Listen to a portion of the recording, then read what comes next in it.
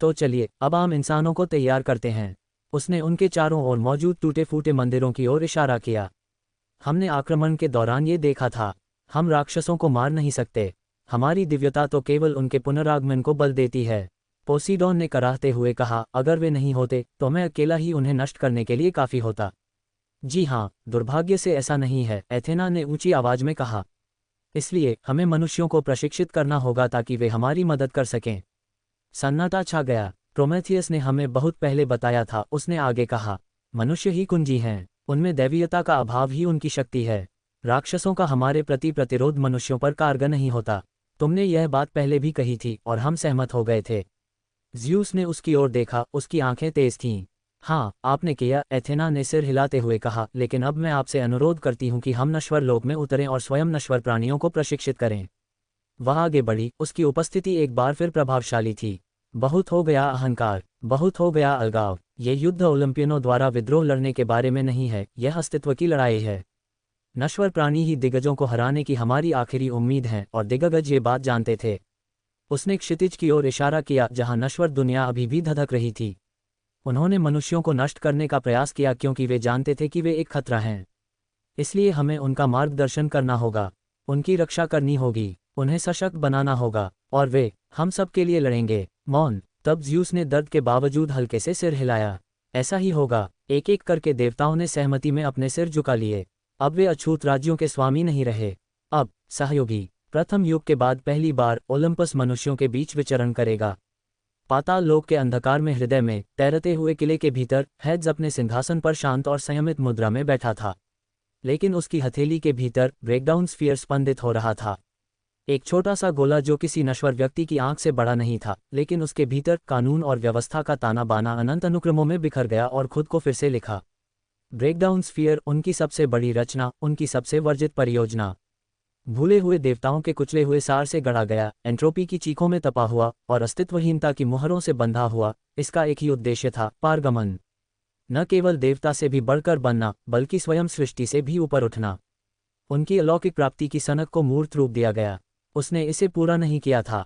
गोला अभी भी अस्थिर था, मंद मंद गति से हिल रहा था। हालांकि पर्याप्त शक्ति मिलने पर हेड्स अस्थायी रूप से इसकी कुछ शक्ति का उपयोग कर सकता है। उसने अपनी उंगलियों से उसे जकड़ लिया। उदाहरण के लिए, वह अस्थायी रूप से सीमित सर्वज्ञता प्राप्त कर सकता है। हालांकि इससे वह सर्वज्ञानी नहीं बन जाएगा, लेकिन इससे उसे सृष्टि में घटित हो रही सभी घटनाओं का अवलोकन करने की क्षमता प्राप्त होगी। सच कहें तो इसका इस्तेमाल करने से वह बुरी तरह कमजोर हो जाएगा, इसलिए वह इस रास्ते से बचना चाहता था, लेकिन अब उसके पास कोई विकल्प नहीं है। उन्हें जवाबों की सख्त जरूरत थी। हेड्स ने एक ऐसी सांस ली जिससे पूरा राज्य हिल गया। फिर उसने अपना सब कुछ उसमें झोंक दिया। उनकी दिव्यता, उनकी उपस्थिति, उनका पवित्र नियम, उसके सार का प्रत्येक कण उस गोले में समाहित हो गया। एक पल के लिए ये चमक उठा। उससे निकलने वाला प्रकाश दिव्य नहीं था, वह असामान्य था। उसने अपने चारों ओर अंतरिक्ष को मोड़ दिया। समय एक घायल पक्षी की तरह थरथरा उठा, यहाँ तक कि मृत्यु की अवधारणा भी उसे देखने के लिए ठहर गई। और फिर उसने अपनी चेतना को फैलने दिया, बाहर की ओर, पाताल लोक के माध्यम से, सतह से परे, ओलंपस से परे, तारों के पार, दुनिया की सीमाओं के पार। उसने खोजबीन की, भाग्य, अंतरिक्ष और दिव्य क्षेत्रों के पर्दों को छानकर छानबीन की। और फिर उसे वह मिल गई। वह वास्तविकता की एक ऐसी चट्टान पर बैठी थी जो किसी भी नक्शे पर मौजूद नहीं थी, किसी भी दायरे से परे थी, मानो वह हमेशा से वहीं रही हो। निक्स, रात्रि का आदिम स्वरूप। जैसे ही उसने उसे देखा, उसने तुरंत ऊपर देखा। उसकी इंद्रियां समय से भी कहीं अधिक प्राचीन और परिष्कृत थीं। उसके होंठों पर एक थकी हुई लेकिन मनोरंजक मुस्कान आ गई। फिर बिना कुछ कहे, अपनी बची हुई शक्ति का उपयोग करते हुए हेड्स ने टेलीपोर्ट किया। पल भर में शून्य सिमट गया और वह प्रकट हुआ, वस्त्र लहराते हुए, बाल तारों से रहित शून्य की लेतों की तरह, आंखें अनकही इच्छाशक्ति से धधक रही थीं। निक्स ने एक बार पलकें झपकाईं, फिर मुस्कुराए। खैर, उसने धीरे से कहा, काफी समय हो गया है ना? उनके चारों ओर अस्वाभाविकता की हवा सरसरा रही थी। हेड्स उसे घूर रहा था। उसके हाथ में मौजूद ब्रेकडाउन स्फीयर के मंद पड़ने के साथ ही उसका रूप पूरी तरह से बदल गया। बहुत लंबा समय हो गया। उसने अपनी भौहें ऊपर उठाईं। सचमुच ये काफी भावुक क्षण था। हेड्स ने सूखी खांसी की। मृत्यु के इस शांत देवता के लिए ये सामान्य से अधिक भावुकता थी। अभी इसके लिए समय नहीं है। निक्स खिलखिलाकर हंस पड़ी। उसकी हंसी किसी काले सागर पर टूटते तारों जैसी थी। जांघों की भावुक दोस्ती, विचारधाराओं और तनाव का एक दिव्य उलझाव। तुमने इसे यही कहा था। आपने इसे शुरू कर दिया। तुमने इसे पूरा कर लिया, उसने आंख मारते हुए कहा। उनके बीच कुछ पल की खामोशी छा गई, जो चंचल तो थी लेकिन छेड़छाड़ भरी नहीं। फिर माहौल बदल गया, गंभीरता लौट आई। लेकिन खैर, मुझे यकीन है कि आप यहाँ बातचीत करने नहीं आए हैं, निक्स ने अपने काले लबादे के नीचे अपनी बाहों को मोड़ते हुए कहा। आगे बढ़ो, पूछो। हेड्स ने सिर हिलाया। मैंने कुछ महसूस किया, एक उपस्थिति, हमारे क्षेत्र से परे एक इच्छा। यह न तो दिव्य थी और न ही मैंने पहले कभी ऐसा कुछ महसूस किया था। लेकिन ये बुद्धिमान थी, इसने मनुष्यों को ऐसा ज्ञान दिया जो उन्हें नहीं मिलना चाहिए था। इस युग से परे का ज्ञान। निक्स चुप रही। उन्होंने आगे कहा, और कोई चीज़ उस ज्ञान को नष्ट कर रही है, जैसे कि वह अपने पीछे की सफाई कर रही हो या छिप रही हो। निक्स ने सांस छोड़ी। उनके चारों ओर का आकाश गहरा होता चला गया। मुझे लगा था कि आखिरकार तुम इसे समझ ही जाओगे, उसने कहा। मुझे लगता है कि अब समय आ गया है कि तुम समझ जाओ कि तुम किस चीज़ से निपट रहे हो। हेड्स ने अपनी भौहें उठाईं। आखिरकार मुझे बताने ही वाले हो क्या? उसने उसे स्थिर निगाहों से देखा। तुम कैस गए हो, है ना? उसने सिर हिलाया, उसके चेहरे पर कोई भाव नहीं दिख रहे थे। बहुत समय पहले, ओलंपस के उदय से भी पहले, मैंने कुछ चीजें देखीं, ऐसी सत्ताएं जो मेरी समझ से परे थीं। वे कुछ गलत सी लगीं। ऐसा नहीं है, निक्स ने सपाट स्वर में कहा। ये गलतियां नहीं हैं, ये ब्रह्मांड का हिस्सा हैं। ऐसी सत्ताएं जो सृष्टि से परे विद्यमान हैं। ऐसे प्राणी जो ब्रह्मांड पर निर्भर रहते हैं और उसी से अपना पोषण प्राप्त करते हैं। कोई क्षेत्र जितना अधिक उन्नत होता जाता है, उतना ही अधिक स्वादिष्ट वह उनके लिए बन जाता है। हेड स्थिर रहा। निक्स ने आगे कहा, जिस उपस्थिति का आपने अनुभव किया है, वह संभवतः उनमें से किसी एक का अंश है। वे हमेशा पूर्ण रूप में नहीं आते। कभी कभी वे एक टुकड़ा भेजते हैं, जैसे कोई परजीवी। यह एक दुनिया को नियंत्रित करता है, उसे गति देता है, उसे आगे बढ़ाता है, उन्हें पकाने के लिए। हेड्स ने फुसफुसाते हुए कहा। निक्स ने सिर हिलाया। हाँ, फिर वे उसे खा जाएंगे। समय रेखा, पदार्थ, आत्मा, सब कुछ। फिर वह टुकड़ा उनके मूल शरीर में लौट आएगा। हेड्स को अपने पेट में कुछ ठंडा सा कसने का एहसास हुआ। ये यहाँ कैसे आया? क्या तुम्हें यूरेनस के साथ हुई अपनी लड़ाई याद है? उसने पूछा, जिस पर हेड्स ने सिर हिलाया। तुम्हारे टकराव ने ब्रह्मांड की सीमा पर एक दरार पैदा कर दी, जिससे उस सत्ता को इस जगह का एहसास हुआ और उसने इस पर आक्रमण कर दिया। हेड्स ने भौहें चढ़ाईं। तो ये उसकी गलती है? नहीं, निक्स ने कहा, मानो वह उसके मन की बात पढ़ रही हो। वह छोटी सी दरार उस प्राणी के यहाँ पहुँचने से पहले ही अपने आप बंद हो जाती। इसका दोष क्रोनोस पर है, उसी ने उस प्राणी को अंदर आने दिया। उद्धरण चिन्ह ... लेकिन क्यों? निक्स कंधे उचकाते हुए कहती है, पता नहीं। वह आदमी हमेशा से रहस्यमय रहा है। शायद उसने किसी समानांतर भविष्य में कुछ ऐसा देखा होगा जिसने उसे ऐसा करने के लिए प्रेरित किया। चिंता मत करो, इस ब्रह्मांड को सुरक्षित रखने की चाहत सबसे ज्यादा उसी की थी। हेड्स ने संशय भरी नजरों से देखा, लेकिन सिर हिलाया। तो फिर इन निशानों को कौन मिटा रहा है? उस सत्ता द्वारा दिए गए ज्ञान को? उसने पूछा। ये क्रोनोस है, निक्स ने जवाब दिया। वह चुपचाप इस पर नजर रख रहा है, समयरेखा को साफ कर रहा है, दूषित प्रतिध्वनियों को हटा रहा है और संक्रमण को फैलने से रोक रहा है। हेड्स ने अपनी आंखें सिकुड़ीं। उद्धरण चिन्ह ...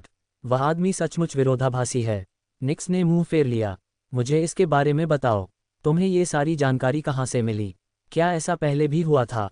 हेड्स ने पूछा। निक्स कुछ पल चुप रही, लेकिन जल्द ही उसने सिर हिलाकर कहा, हाँ। मिस्रवासियों को? हेड्स ने पलकें झपकाईं। क्या एक और देवमंडल? उसने कहा। एक समानांतर ब्रह्मांड से, अलग नियम, अलग देवता। क्या और भी देवमंडल हैं? हेड्स चौंक गया। हालांकि मिस्रवासी शब्द उसे बहुत जाना पहचाना लगता है, पर वह ठीक से बता नहीं पा रहा है कि यह शब्द कहाँ से आया है। शायद इसका संबंध उसके पिछले जन्म से है, जब वह एक नश्वर प्राणी था। निक्स ने सिर हिलाया। खैर, जैसा कि मैंने कहा, एक सत्ता ने मिस्र के ब्रह्मांड को निगलने की कोशिश की थी। हेड्स घूरता रहा। वह पूरी तरह उसकी ओर मुड़ी। उन्होंने पलटवार किया, बड़ी मुश्किल से जीते, लेकिन वे बुरी तरह हार गए। उन्होंने अपने अधिकांश देवताओं को खो दिया। उनकी व्यवस्था बिखर गई। आखिरी बार जब मैंने उनसे सुना था, तब वे नष्ट हो चुके थे। क्या? हाँ, उन्होंने ईसाई भगवान को नाराज कर दिया। शून्य भी कांप उठा। हेड्स हैरान दिख रहा था। क्रिश्चियन क्या? निक्स ने हल्की सी मुस्कान बिखेरी। एक अलग प्रणाली, एक अलग दुनिया, एक शक्तिशाली एकेश्वरवादी प्राणी। आपको अभी उसके बारे में जानने की जरूरत नहीं है। बस इतना जान लीजिए कि वह अविश्वसनीय रूप से शक्तिशाली है। ये सब समझना बहुत मुश्किल है, हेड्स ने बुदबुदाया। आराम से करो, निक्स ने मुस्कुराते हुए तसल्ली दी। अभी हमें उस प्राणी को बाहर निकालने या बेहतर होगा कि उसे मार डालने पर ध्यान देना चाहिए। हमें असफल नहीं होना चाहिए। हेड्स ने अपनी आंखें सिकोड़ लीं। क्योंकि अगर हमने ऐसा किया, उसने फुसफुसाते हुए कहा, तो हमारा कुछ भी नहीं बचेगा। वे हमारे पूरे अस्तित्व को निगल जाएंगे। हमें भुला दिया जाएगा, हम गायब हो जाएंगे, पुनर्जन्म या पुनर्जीवन की कोई आशा नहीं रहेगी। इसके बाद सन्नाटा छा गया। उसके शब्दों का भार उसके कंधों पर धूल की तरह जम गया। वह शाश्वत भयावह सत्य देवताओं को भी भुलाया जा सकता है, और जब ये चीजें हावी हो जाती हैं तो वे स्मृति को भी निगल जाती हैं। हेड्स ने धुंधली ब्रेकडाउन स्फीयर को और कसकर पकड़ लिया। कितने देवमंडल मौजूद हैं? उसने अब धीमी आवाज में पूछा। आपकी कल्पना से कहीं अधिक, लेकिन इनमें से अधिकतर अप्रासंगिक हैं। केवल कुछ ही ध्यान देने योग्य हैं। उसने अपनी उंगलियां उठाईं और गिनना शुरू कर दिया। मेसोपोटामियाई लोग, नॉज लोग, हिंदू, ईसाई, चीनी, हर नाम घंटी की तरह बजता हुआ सुनाई दिया। और उनमें से क्या ईसाई धर्म का ईश्वर सबसे खतरनाक है? उसने उसकी आंखों में देखा। नहीं, ये तो हिंदू धर्म के शिव हैं, उसने फुसफुसाते हुए कहा। संसारों का संहारक, हिंदू त्रिमूर्ति का एक रूप। मुझे भी उनसे मुकाबला करने का आत्मविश्वास नहीं है। हेड स्थिर रहा। विभिन्न देवमंडल, विभिन्न ब्रह्मांड, और भी कई रहस्य और शक्तिशाली प्राणी। यदि वह उन सभी स्थानों की यात्रा कर सके तो शायद उसे अपने ब्रेकडाउन स्फीयर को पूरा करने और मोक्ष प्राप्त करने का मार्ग मिल जाए। वह और भी सवाल पूछना चाहता था, लेकिन निक्स ने अपना सिर हिला दिया। अभी नहीं, उसने कहा। जो तुम्हारे सामने है उस पर ध्यान केंद्रित करो। वह विदेशी शक्ति अभी भी यहीं है, छिपी हुई है। अगर हम उसे ढूंढकर नहीं रोकते तो। उसने वाक्य पूरा नहीं किया। वह समझ, हम अंत में इनका देवताओं की तरह हो जाएंगे, उसने आगे कहा। कौन? हेड्स ने पूछा। निक्स ने उसकी ओर देखा, उसके होठों पर मुस्कान आ गई। बिल्कुल, अंततः राख जम गई थी। हरे भरे पहाड़ों की तलहटी में बसा वह जीवंत शहर, जहां सुनहरे गेहूं के खेत क्षितिज को छूते थे, अब जले हुए खंडहरों और टूटी हड्डियों के बीच खड़ा था। और फसल और उर्वरता की देवी डेमेटर इन सब के बीच में खड़ी थी, चुपचाप और दुख से भरी हुई। वह उन सभी को बचाने के लिए बहुत देर से पहुंची थी। क्लिटियस की कुटिल कला से पैदा हुए वे राक्षस, जो कि विकृत और घिनौने जीव थे, अब उसके चारों ओर काली धूल में तब्दील होकर टुकड़े टुकड़े हो रहे थे। उसके क्रोध ने उन्हें धरती से मिटा दिया था। उनकी गर्जना चीखों में बदल गई थी। उनका आगे बढ़ना उस देवी के आदिम प्रतिशोध से रुक गया था जिसके बच्चों को खतरा था। लेकिन ये पर्याप्त नहीं था। डेमेटर की उंगलियां एक गिरे हुए बच्चे के जले हुए खिलौने पर फिर रही थीं। उसके चेहरे के भाव भावहीन थे। उसकी आंखें झिलमिला उठीं, जैसे हरे भरे मैदान शोक में डूबे हों। उसके आसपास की हवा में एक झंझनाहट थी, शक्ति की नहीं बल्कि दुख की। फिर एक ही सांस में वह घुटनों के बल बैठ गई और अपना हाथ झुलसी हुई धरती पर रख दिया। उसके स्पर्श से हरी लहर फैल गई, घास उगाए, फूल खिल गए, टूटे हुए घर फिर से जुड़ गए, पेड़ ऊंचे खड़े हो गए और टूटे हुए फव्वारों से ताज़ा पानी बहने लगा। घायलों के पूरी तरह स्वस्थ हो जाने पर उनकी चीखें आहों में बदल गईं। उसके स्नेह भरे आलिंगन की गर्माहट में गहरे से गहरे घाव भी मिट गए। लोग धीरे धीरे उसके चारों ओर जमा हो गए, कुछ रेंगते हुए, कुछ लंगड़ाते हुए, लेकिन सभी कृतज्ञता से रो रहे थे। और फिर एक एक करके वे घुटनों के बल गिर पड़े। उन्होंने प्रार्थना की, उन्होंने फुसफुसाते हुए उसका नाम लिया। देवी डेमेटर, तेरे नाम की स्तुति हो। देवी ने अपना सिर झुकाया। मुझे खेद है कि मैं यहाँ पहले नहीं आ सकी। वह इससे बेहतर कुछ नहीं कर सकती थी। वह कस्बे को फिर से बसा सकती है, घायलों का इलाज कर सकती है, उनकी फसलों और पौधों को फिर से उगा सकती है। लेकिन अपनी दिव्यता के बावजूद भी वह मृतकों को वापस जीवित नहीं कर सकती थी। ऐसा करने से दुनिया का संतुलन बिगड़ जाएगा। वह कुछ समय तक उस स्थान पर रुकी रही, ये सुनिश्चित करने के लिए कि सभी लोग ठीक हो गए हैं, और यहाँ तक कि मृतकों को दफनाने या मृतकों के अवशेषों को दफनाने में भी उनके साथ गई। वे राक्षस मनुष्यों को चीर फाड़ कर निगलने के लिए बहुत उत्सुक थे। जब सब काम पूरा हो गया तो डेमेटर ने जाने का फैसला किया। उसने उन्हें भोजन, गर्मी और सुरक्षा प्रदान की और फिर पूर्व दिशा में जंगल की ओर चल पड़ी। युद्ध और अराजकता से अछूती एक शांत जगह की ओर, एक ऐसी जगह जो केवल उसके लिए पवित्र है। उसका बगीचा। डेमेटर के दिल की धड़कन तेज हो गई। जब वह उस जादुई उपवन की सीमा से आगे बढ़ी तो उसने महसूस किया वह पुराना जादू अभी भी बरकरार था। गीली मिट्टी की गंध और जीवन की उमंग उमड़ रही थी। फूल उसकी ओर झुक गए, पेड़ अपनी शाखाओं को उसकी उपस्थिति की ओर फैला दिया। फिर वे प्रकट हुए, अप्सराएं, पंखुड़ियों और धुंध से ढकी अलौकिक महिलाएं, उनकी हंसी गिरती बारिश की तरह कोमल। फूलों से भरे पेड़ों और निर्मल जलधाराओं के पीछे से उसे निकलते देख वे खुशी से हौंन उठे। देवी डेमेटर, वे चिल्लाते हुए घुटनों के बल गिर पड़े। डेमेटर ने कोमल मुस्कान बिखेरी, उसके सीने में भावनाएं उमड़ रही थीं। तुमने इस जगह को सुरक्षित रखा, हम इसे कभी गिरने नहीं देते, उनमें से एक ने कहा। राक्षसों के करीब आने पर भी हमने इसकी रक्षा की। डेमेटर ने अप्सरा के सिर पर हाथ रखा। मुझे यहाँ होना चाहिए था, मैं तुम्हें निराश कर गई। मुझे खेद है, तुमने ऐसा नहीं किया, दूसरी ने सिर हिलाते हुए कहा। तुम्हें अपने क्षेत्र की रक्षा करनी थी। हम समझते थे। डेमेटर ने चारों ओर देखा, सभी परिचित चेहरे मौजूद थे सिवाय एक के। उद्धरण चिन्ह डॉट डॉट डॉट। इरीन कहाँ है? उसने धीमी आवाज में पूछा। अप्सराओं ने एक गंभीर नजरें आपस में मिलाईं। वह चली गई, एक ने कांपती हुई आवाज में कहा। जब साय पास आए तो आइरीन अकेले द्वार पर खड़ी रही। उसने उन्हें तब तक रोके रखा जब तक हमने बगीचे के मुख्य भाग को सुरक्षित नहीं कर लिया। डेमेटर ने भारी मन से अपनी आंखें बंद कर लीं। एरिन सदियों से उसकी सबसे करीबी सहयोगी और भरोसेमंद साथी रही थी। चांदनी और गेहून से जन्मी एक अप्सरा, कोमल लेकिन अपने कर्तव्य के प्रति दृढ़। लेकिन वह अपने पीछे एक विरासत छोड़ गई है, एक युवा अप्सरा ने आगे बढ़ते हुए कहा। समूह अलग हो गया और बीच में कोमल काई में लिपटा हुआ और बुने हुए गुलाब के तनों की टोकरी में सो रहा एक बच्चा था। डेमेटर की सांस अटक गई। क्या उसका बच्चा था? जी हाँ, बड़ी अप्सरा ने सिर हिलाया। हमें तो बाद में ही पता चला। वह कुछ वर्षों के लिए बगीचे से चली गई थी और हाल ही में अपनी बेटी के साथ लौटी है, कुछ दिन पहले की बात है। उसका नाम कोरे है, यानी कन्या। वही आइरीन की विरासत की एकमात्र बची हुई कड़ी है। डेमेटर घुटनों के बल बैठ गई, उसके कांपते हाथ आगे बढ़े मानो उसे यकीन न हो कि वह उसे छूने के योग्य है या नहीं। फिर उसने धीरे से बच्चे को अपनी बाहों में उठा लिया। कोरे हिल गया। बड़ी बड़ी चमकदार आंखें, जो नए पत्तों की तरह हरी थीं, उसकी ओर देख रही थीं। वह खिलखिलाकर हंस पड़ी और अपने गोल मटोल हाथों से डेमेटर के चेहरे को छूते हुए मासूमियत और आश्चर्य से उसके गालों को छूने लगी। डेमेटर धीरे से हंसी, भावनाओं के बोझ तले उसकी हंसी लड़खड़ा गई।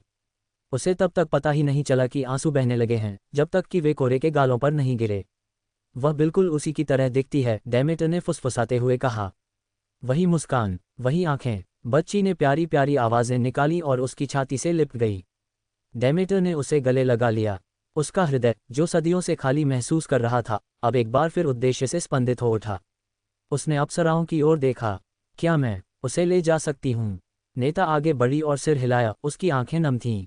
एरीन को इससे ज्यादा खुशी किसी बात से नहीं हो सकती। वह आपका बहुत आदर करती थी। मुझे यकीन है कि अगर उसे पता चलता कि उसकी बेटी की देखभाल आप करेंगी, तो वह खुशी से फूली नहीं समाती। डेमेटर की बाहें धीरे से कोरे के चारों ओर कस गईं। वह खड़ी हुई और बच्चे को गोद में उठा लिया, जबकि कोमल हवाएं उसके सुनहरे बालों से खेल रही थीं। तो मैं उसका पालन पोषण करूंगी, डेमेटर ने दृढ़ स्वर में कहा। मैं स्टिक्स नदी की कसम खाती हूँ, मैं सुनिश्चित करूंगी कि वह सुखी और चिंतामुक्त जीवन जिए। मैं उसकी रक्षा करूंगी और उसे वह सब कुछ दूंगी जिसकी वह हकदार है। फिर डेमेटर ने उसके हृदय को भेद दिया। अप्सराएं हौंफने लगीं। कुछ ही देर में डेमेटर ने अपना हाथ बाहर निकाल लिया, क्योंकि उसकी छाती पर बना घाव तेजी से बंद हो गया और ठीक हो गया। फिर उसकी हथेली से एक सुनहरी लौ प्रज्वलित हुई। ये गेहूं के खेतों पर सूर्य की रोशनी की तरह नाच रही थी, दिव्य और पवित्र, जीवन की लय से स्पंदित। मेरी सत्ता का एक अंश, डेमेटर ने श्रद्धापूर्ण स्वर में कहा। दिव्यता का एक बीज। उसने अपना चमकता हुआ हाथ कोरे की छाती पर रख दिया। सुनहरी लौ बच्चे में समा गई। और तब हवा का रुख बदल गया। गर्माहट की एक लहर फैल गई। बगीचे में फूल खिल उठे और पलक झपकते ही खिल गए। कोरे के छोटे से शरीर से सुनहरी और हरी रोशनी निकल रही थी। उसकी हंसी अब दिव्य गूंज के साथ गूंज रही थी, शुद्ध और तेजस्वी। अप्सराएं पवित्र उपस्थिति से अभिभूत होकर घुटनों के बल गिर पड़ीं। जब प्रकाश फीका पड़ गया तो डेमेटर के हाथों में न केवल एक बच्चा था, बल्कि एक ऐसा प्राणी था जो अब देवत्व से परिपूर्ण हो चुका था। उसकी त्वचा मानो किसी दिव्य आभा से जगमगा रही थी, उसकी आंखें अब वसंत ऋतु के खिलते प्रकाश से दमक रही थीं। मैं तुम्हें परसेफोन नाम देती हूँ, डेमेटर ने फुसफुसाते हुए कहा, नवीकरण की वाहक। पाले के बाद खिलने वाली फूल, मृत्यु के बाद आने वाला प्रकाश, वसंत ऋतु की देवी। परसेफोन ने एक बार फिर हाथ बढ़ाकर अपनी मां के होठों को छुआ, मानो वह स्वयं उस नाम पर मुहर लगा रही हो। आज से तुम मेरी बेटी होगी। तारांकन, तारांकन, तारांकन। अंतिम राक्षस ने एक तीखी, अलौकिक चीख निकाली, इससे पहले कि उसका काला पड़ा शरीर दिव्य नीले रंग की अग्नि की व्यापक लपटों में घिरकर अंगारों में तब्दील हो गया। ये भोर के आगमन से पड़ने वाली छाया की तरह बिखर गया। हेस्टिया, सबसे प्राचीन ओलंपियन देवी, घर और परिवार की कोमल देवी, उस छोटे से गांव के खंडहरों के बीच शान से खड़ी थी जिसे उसने अभी अभी बचाया था।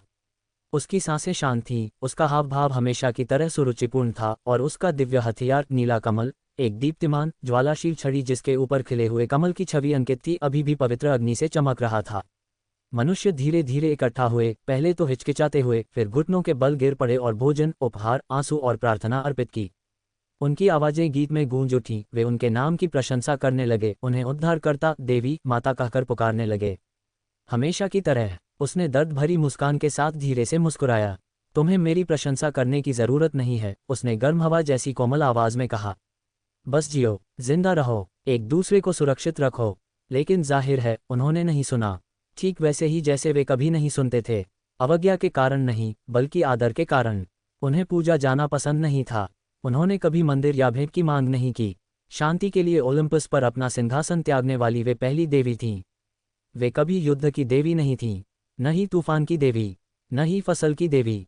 वह बस वही थी। उसने चारों ओर देखा। इमारतें लगभग सही सलामत थीं, हालांकि उन पर झुलसने के निशान थे। लोग डरे हुए थे लेकिन जीवित थे। फिर भी उसकी नज़र तुरंत किसी गड़बड़ी पर टिक गई। एक युवक, शायद 30 वर्ष से अधिक आयु का नहीं। जब अन्य लोग घुटनों के बल बैठे थे, वह खड़ा रहा। अवज्ञा में नहीं, बल्कि असहमति में।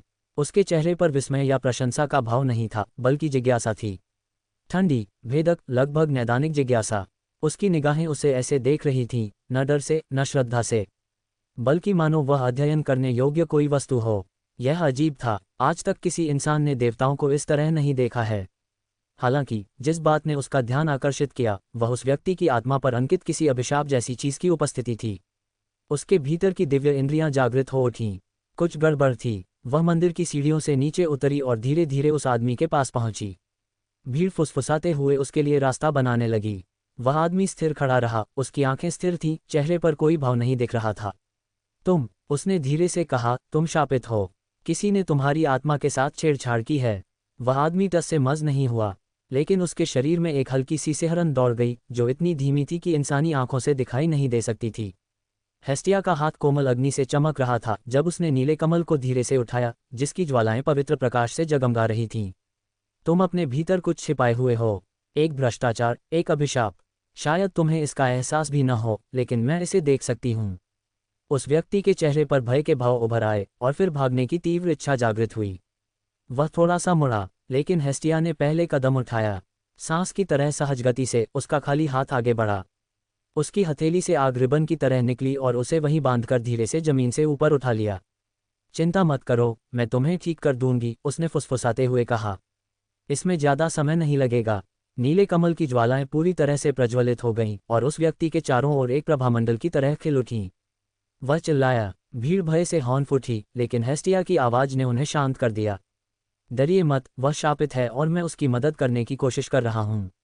नीले कमल की अग्नि ने उस व्यक्ति के शरीर को, या यूं कहें कि उसकी आत्मा को भेद दिया। इसने उस अदृश्य अभिशाप को भस्म कर दिया जो सांप की तरह उसकी आत्मा के चारों ओर लिपटा हुआ था। किसी चीज ने चीख मारी, लेकिन वह आदमी नहीं था। एक दूर से आती हुई आवाज, अविश्वसनीय रूप से दूर, फिर भी बेहद करीब। उसके अंदर कुछ टूट रहा था। आग की लपटें भड़क उठीं, पीछे हट गईं और वह आदमी गिर पड़ा। इसके बाद सन्नाटा छा गया। फिर धीरे धीरे उसने अपना सिर उठाया, उसकी आंखें चौड़ी हो गईं, और इस बार वे ठंडी और जिज्ञासु नहीं थीं, बल्कि एहसास से कांप रही थीं, श्रद्धा से भरी हुई थीं। वह घुटनों के बल गिर पड़ा। देवी, हेस्टिया ने पलकें झपकाईं। वह असमंजस में थी। उसका हाथ नीचे हो गया। उसके चेहरे के भाव इतनी जल्दी कैसे बदल गए? क्या वह इतना आभारी था? उद्धरण चिन्ह ... आपको कैसा लग रहा है? उसने उसके बगल में घुटने टेकते हुए पूछा। मुझे नहीं पता, उस आदमी ने जवाब दिया। नहीं, मैं ठीक हूँ, देवी। एकदम ठीक, धन्यवाद, देवी। वह कांप रहा था। हेस्टिया ने तुरंत कुछ नहीं कहा। उसने कुछ क्षण उस आदमी को देखा और फिर मुस्कुराया। यह अच्छी बात है, मुझे खुशी है कि आप ठीक हैं। इसके बजाय उसने आसमान की ओर देखा, उसकी भौहें झुकी हुई थीं। यहाँ कुछ तो गड़बड़ थी। वह श्राप क्या था? तारांकन, तारांकन, तारांकन। अन्यत्र, विशालकाय राजा पोफिरियन की आत्मा की गहराई में एक विशाल अनंत शून्य में काले तारों से रहित जल की धाराएं उमड़ रही थीं, और उसके भीतर एक उपस्थिति हलचल कर रही थी। इसका कोई ऐसा नाम नहीं था जिसे मनुष्य समझ सकें। यह कोई देवता नहीं था, यहाँ तक कि कोई दानव भी नहीं था। यह एक घुसपैठिया था, एक विशाल इकाई का अंश, कुछ प्राचीन, विशाल और शाश्वत। उसका स्वरूप छिपा हुआ था, लेकिन वह देख रहा था, और इसने सब कुछ देख लिया था। इसने नीले कमल की अनुभूति की। जिस क्षण इसने उस भ्रष्ट मनुष्य को शुद्ध किया, उसी क्षण इसने उस हथियार के खतरे को महसूस किया। वह पीछे हट गया। ये हथियार क्या है? इसने अनगिनत मनुष्यों को भ्रष्ट कर दिया था, विद्वानों और राजाओं को प्रभावित किया था, भविष्यवक्ताओं को विकृत कर दिया था। ये पोफिरियन की आत्मा में समा गया था, उसे प्रेरित करता, फुसफुसाता और निर्देशित करता था। राक्षसों का युद्ध, वह तो बस शुरुआत थी। उसका लक्ष्य तो ये पूरा ब्रह्मांड था, और अब वह देवी लौ की वह कोमल लौ हर चीज के लिए खतरा बन गई थी। ... इसे नष्ट करना होगा। पोफिरियन की आत्मा के भीतर की आवाज देवताओं से भी पुरानी भाषा में गूंज उठी। हेस्टिया को मरना होगा। पूरे राज्य में दिव्य ऊर्जा का संचार हो रहा था। ओलंपस घायल था, लेकिन देवता भी एक नए तरीके से लड़ने के लिए तैयार थे। जैसे ही एथेना का साहसी आदेश कांपते हुए हॉल में गूंजा, प्रत्येक ओलंपियन ने अपने रास्ते दैवीय प्रभुत्व से हटकर मनुष्यों के साथ गठबंधन की ओर मुड़ते हुए पाए। विश्वभर के मंदिरों में मूर्तियों के सामने झुकने वाले पुजारियों को ईश्वर की ओर से यह संदेश मिलता था कि वे नायकों की तलाश कर रहे हैं। पवित्र उपवनों और गुप्त मठों में ये बात तेजी से फैल गई, देवताओं को तुम्हारी आवश्यकता है। तारानकन, तारानकन, तारानकन। एक दूरस्थ वीरान इलाके में ज़्यूस के वंशज एल्सीडेस ने एक विशालकाय सुअर से लड़ाई की। एथेना अदृश्य रूप से देख रही थी, उसका उल्लू अवतार एक काले पड़े ओक के पेड़ पर बैठा था। जैसे ही सुअर ने हमला किया, एल्सीडेस ने अपनी तलवार उठा ली। उसकी दिव्य आवाज उसके मन में गूंज उठी, ज़्यूस के पुत्र, मुझे तुम्हारी शक्ति की आवश्यकता है। एल्सीडेस ने एक सधे हुए प्रहार से उस जानवर को मार डाला, जो उसके मन से अचानक आए एक आवाज को सुनकर लगभग लड़खड़ा गया था। चांदनी में सांस लेते हुए वह रुका और पेड़ों को देखने लगा। तभी एक कोमल हाथ ने उसके कंधे को छुआ। एथेना प्रकट हुई, उसकी आंखों में गंभीरता और कृतज्ञता थी। तुम अच्छी तरह लड़ते हो, मजबूत और बुद्धिमान हो। एल्सीड की आंखें एक पल के लिए चौड़ी हो गईं। लेडी एथेना, देवताओं ने तुम्हारी शक्ति मांगी है। एल्सीडेस, क्या तुम हमें वह शक्ति उधार दोगे? एल्सीडेस को गर्व और जिम्मेदारी का एहसास हुआ। उसने बिना किसी हिचकिचाहट के एथेना को सिर हिलाकर सहमति दी। मेरी तलवार का उपयोग आप ही कर सकती हैं, देवी एथेना।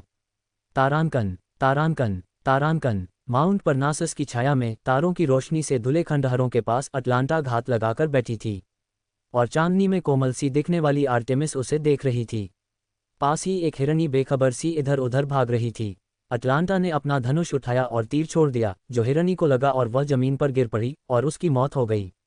आर्टेमिस की आवाज़ उन सब के बीच गूंजी, कोमल और गर्व से भरी हुई।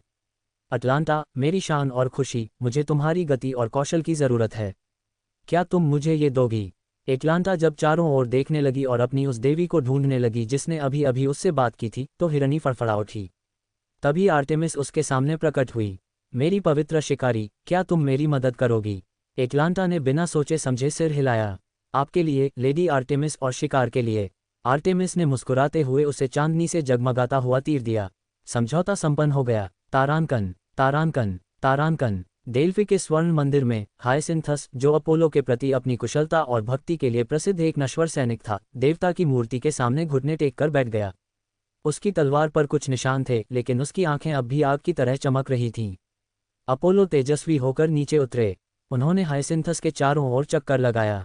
पिछले कुछ महीनों से तुम्हारी वाणी प्रार्थनाओं का मार्गदर्शन करती रही है। अब युद्ध में आशा का मार्गदर्शन करो। हायसिंथस गर्व से सीना ताने हुए उठा। उसने अपनी तलवार थामकर उत्तर दिया, यदि सूर्य देवता की इच्छा हो तो मैं ओलंपस के लिए खड़ा रहूंगा। अपोलो ने कोमल मुस्कान के साथ उन्हें प्रणाम किया, जो हल्का तो था लेकिन ब्रह्मांडीय शक्ति से भरपूर था। तारानकन, तारानकन, तारानकन। तूफान से त्रस्त एक ऊंची चोटी पर मेलेंथियोस नाम का एक विनम्र चरवाहा ऊपर की ओर उमड़ते बादलों को निहार रहा था और दैवीय सुरक्षा के लिए प्रार्थना कर रहा था। ज़्यूस ने सुना। उसने अपने अधिकार का प्रयोग किया और पाया कि कैसे इस साधारण से आदमी ने, मुट्ठी और त्रिशूल के अलावा कुछ भी न होने के बावजूद, दुनिया को तबाह करने वाले राक्षसों से अपने घर की रक्षा की। तब ज़्यूस ने निर्णय लिया कि यह व्यक्ति उसका योद्धा बनने के योग्य है। ज़्यूस गरजते हुए वैभव के साथ नीचे उतरे। मेलेंथियोस सहम गया और घुटनों के बल बैठ गया। उठो, ओलंपस के राजा ने कहा, मैंने तुम्हारा साहस और शक्ति देखी है। दुनिया अब खतरे में है और देवताओं को तुम्हारी मदद की जरूरत है। उसने उसे बिजली के चिन्हों से खुदा हुआ एक भाला दिया। ओलंपस की रक्षा करो। मेलेंथियोस स्तब्ध रह गया, लेकिन देवताओं के राजा द्वारा कहे जाने पर जिम्मेदारी की भावना से प्रेरित होकर उसने भाला स्वीकार कर लिया। देवताओं के राजा की इच्छा से। तारानकन, तारानकन, तारानकन। तूफान से त्रस्त तटों पर यूरियलस, एक अनुभवी नाविक जिसका जहाज राक्षसों के प्रकोप से बच गया था, ने अपने बिखरे हुए दल को आशा के बारे में उपदेश दिया। फटे पुराने पाल और रिश्ती हुई लकड़ी ने उनके हौसले को नहीं बुझाया था। अचानक ही पोसीडॉन लहरों से प्रकट हुए। यूरियलस आश्चर्य और श्रद्धा से उन्हें देखता रह गया। वह इसी देवता की पूजा करता है। पोसीडॉन की आवाज लहरों की तरह कांप रही थी। तुम्हारा जहाज तो क्षतिग्रस्त है ही, लेकिन ओलंपस भी बुरी हालत में है। हमें दोनों के पुनर्निर्माण और रक्षा में मदद करो। वह नमकीन सांसों के साथ करीब आया। पोसीडॉन ने उसे समुद्र देवता के मंत्रों से युक्त त्रिशूल भाला दिया। यूरियलस ने उसे कसकर पकड़ लिया। उसकी सांसें गहरी गहरी चल रही थीं। पोसीडॉन के नाम की कसम, मैं ऐसा करूंगा। तारानकन, तारांकन। तारांकन एक भूमिगत सराय में फिल्मोन, एक साधारण शराब विक्रेता जिसकी शराब ने पीड़ितों को सांत्वना दी थी, ने राक्षस के हमले से बचने के बाद अपने दोस्तों और परिवार के लिए टोस्ट किया। डायोनिसस ने उसे उस व्यक्ति के सामने प्रकट होते हुए बियर के पीपों और गीतों के बीच पाया। मनुष्यों द्वारा बनाई गई शराब में से मैंने अब तक की सबसे अच्छी शराब चखी है, देवता ने कहा। ये दुखी और पीड़ित लोगों को सुकून देती है। फिलेमोन ने पलकें झपकाईं और यह सुनिश्चित करने के लिए अपनी आंखों को कई बार मला कि कहीं वह नशे में तो नहीं है और उसे मतिभ्रम तो नहीं हो रहा है। हे प्रभु डायोनिसस! फिलेमोन सीधा खड़ा हो गया, यह मेरे लिए सम्मान की बात है। डायोनिसस हंसा और हवा मीठी अंगूर की सुगंध और युवा आनंद से भर गई। उन्होंने फिलेमोन को सोने से मढ़ा हुआ एक थिरसिस तलवार दिया। मनुष्यों के हृदयों का मार्गदर्शन करो ताकि वे अगली बार आवश्यकता पड़ने पर खड़े रह सकें। फिलेमोन ने घबराकर उपहार को थाम लिया। मैं इस मिशन को अपनी जान देकर पूरा करूंगा। तारांकन। तारांकन। तारांकन ओलंपस के ज्वालामुखीय गर्तों की गहराई में हेफेस्ट्स काम कर रहा था। उसे समर्थकों की तलाश नहीं थी क्योंकि उसे उनकी आवश्यकता नहीं थी। चिंगारियां और इस्पात गंधकयुक्त हवा में घुल मिल गए। आकृतियां बनी कवच, तलवारें, हथियार जिन पर मंत्रोच्चार अंकित थे। उसने एंटी ज़्यूस कवच को तैयार किया, जो देवताओं और टाइटन्स दोनों की शक्ति से युक्त एक विशाल बाह्य कवच था। यह एक ऐसा हथियार था जिसका उद्देश्य ज़्यूस के अत्याचारी बनने की स्थिति में उससे लड़ना था। उसने चुने हुए मनुष्यों और अग्रिम मोर्चे का नेतृत्व करने वाली दिव्य आत्माओं के लिए हथियार बनाए। उन्हें कम से कम उपयोगी होने के लिए इतनी आवश्यकता थी। जब वह तैयार हो गया तो वह खुद बाहर निकल गया। उनकी भुजाएं अभी भी मजबूत और सुगठित थीं। उसने तैयार तलवारों में से एक को हाथ में लिया। मैं पहरा दे रहा हूँ। उसने उसे पकड़ लिया। अगर वे असफल हुए तो ओलंपस का पतन हो जाएगा। तारांकन। तारांकन। तारांकन एस्ट्राया चुप रही। वह ओलंपस के सबसे ऊंचे स्तंभ पर डेरा डाले ध्यान कर रही थी। उसने किसी भी नश्वर प्राणी को नहीं बुलाया, उसे इसकी कोई आवश्यकता नहीं थी। या यूं कहें कि उसका मानना था कि नश्वर प्राणियों को दैवीय युद्ध में भाग नहीं लेना चाहिए। देवताओं की समस्याओं का समाधान भी देवताओं को ही करना होगा। वह जानती थी कि उन दैत्यों को मारा नहीं जा सकता, लेकिन न्याय पर उसका अधिकार उसे उन लोगों को कैद करने की पूर्ण क्षमता प्रदान करता है जिन्हें वह दुष्ट मानती है। अन्य लोगों के लिए विशालकाय जीव समस्या हो सकते हैं, लेकिन उसके लिए वे बस थोड़ी बहुत परेशानी पैदा करने वाले हैं। तारांकन। तारांकन। तारांकन काला सागर के तट पर स्थित एक युद्ध शिविर में अमेजन महिलाओं ने प्रशिक्षण प्राप्त किया। दुनिया से लंबे समय तक छिपी रहने के कारण अरेस की बेटियां बहुत क्रूर थीं, अधिकांश नायकों से भी अधिक घातक। अरेस लाल प्रकाश के बवंडर में नीचे उतरा।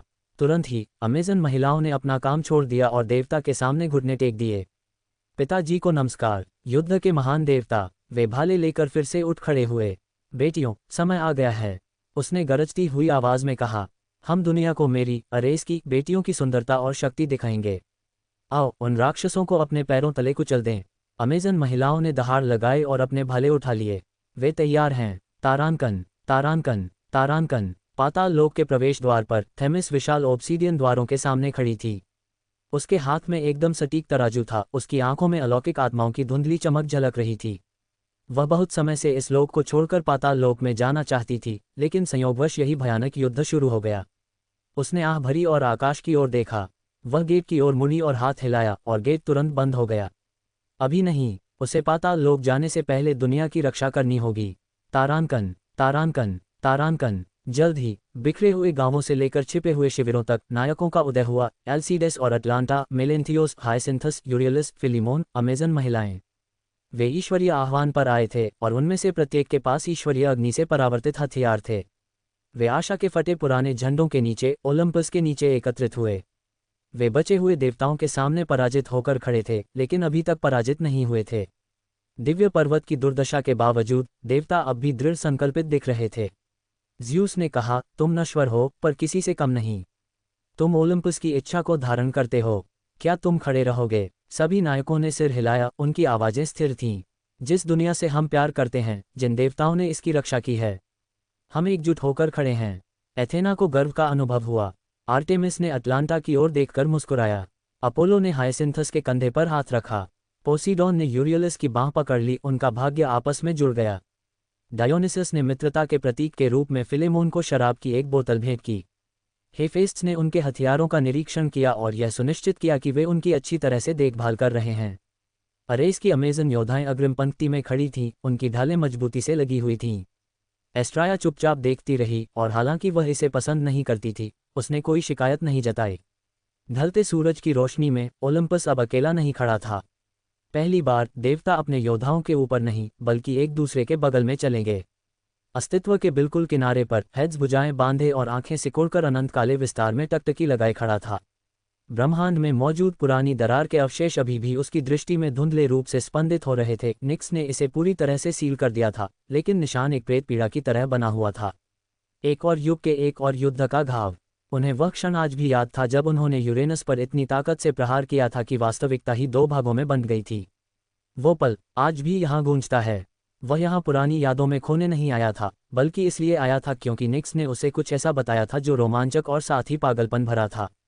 अन्य देवमंडल भी मौजूद हैं, अन्य देवता, अन्य लोक, अन्य नियम, ओलंपस, गाया और टाटारस से परे के कानून। इससे हेड्स की उंगलियां उत्तेजना से फड़कने लगीं।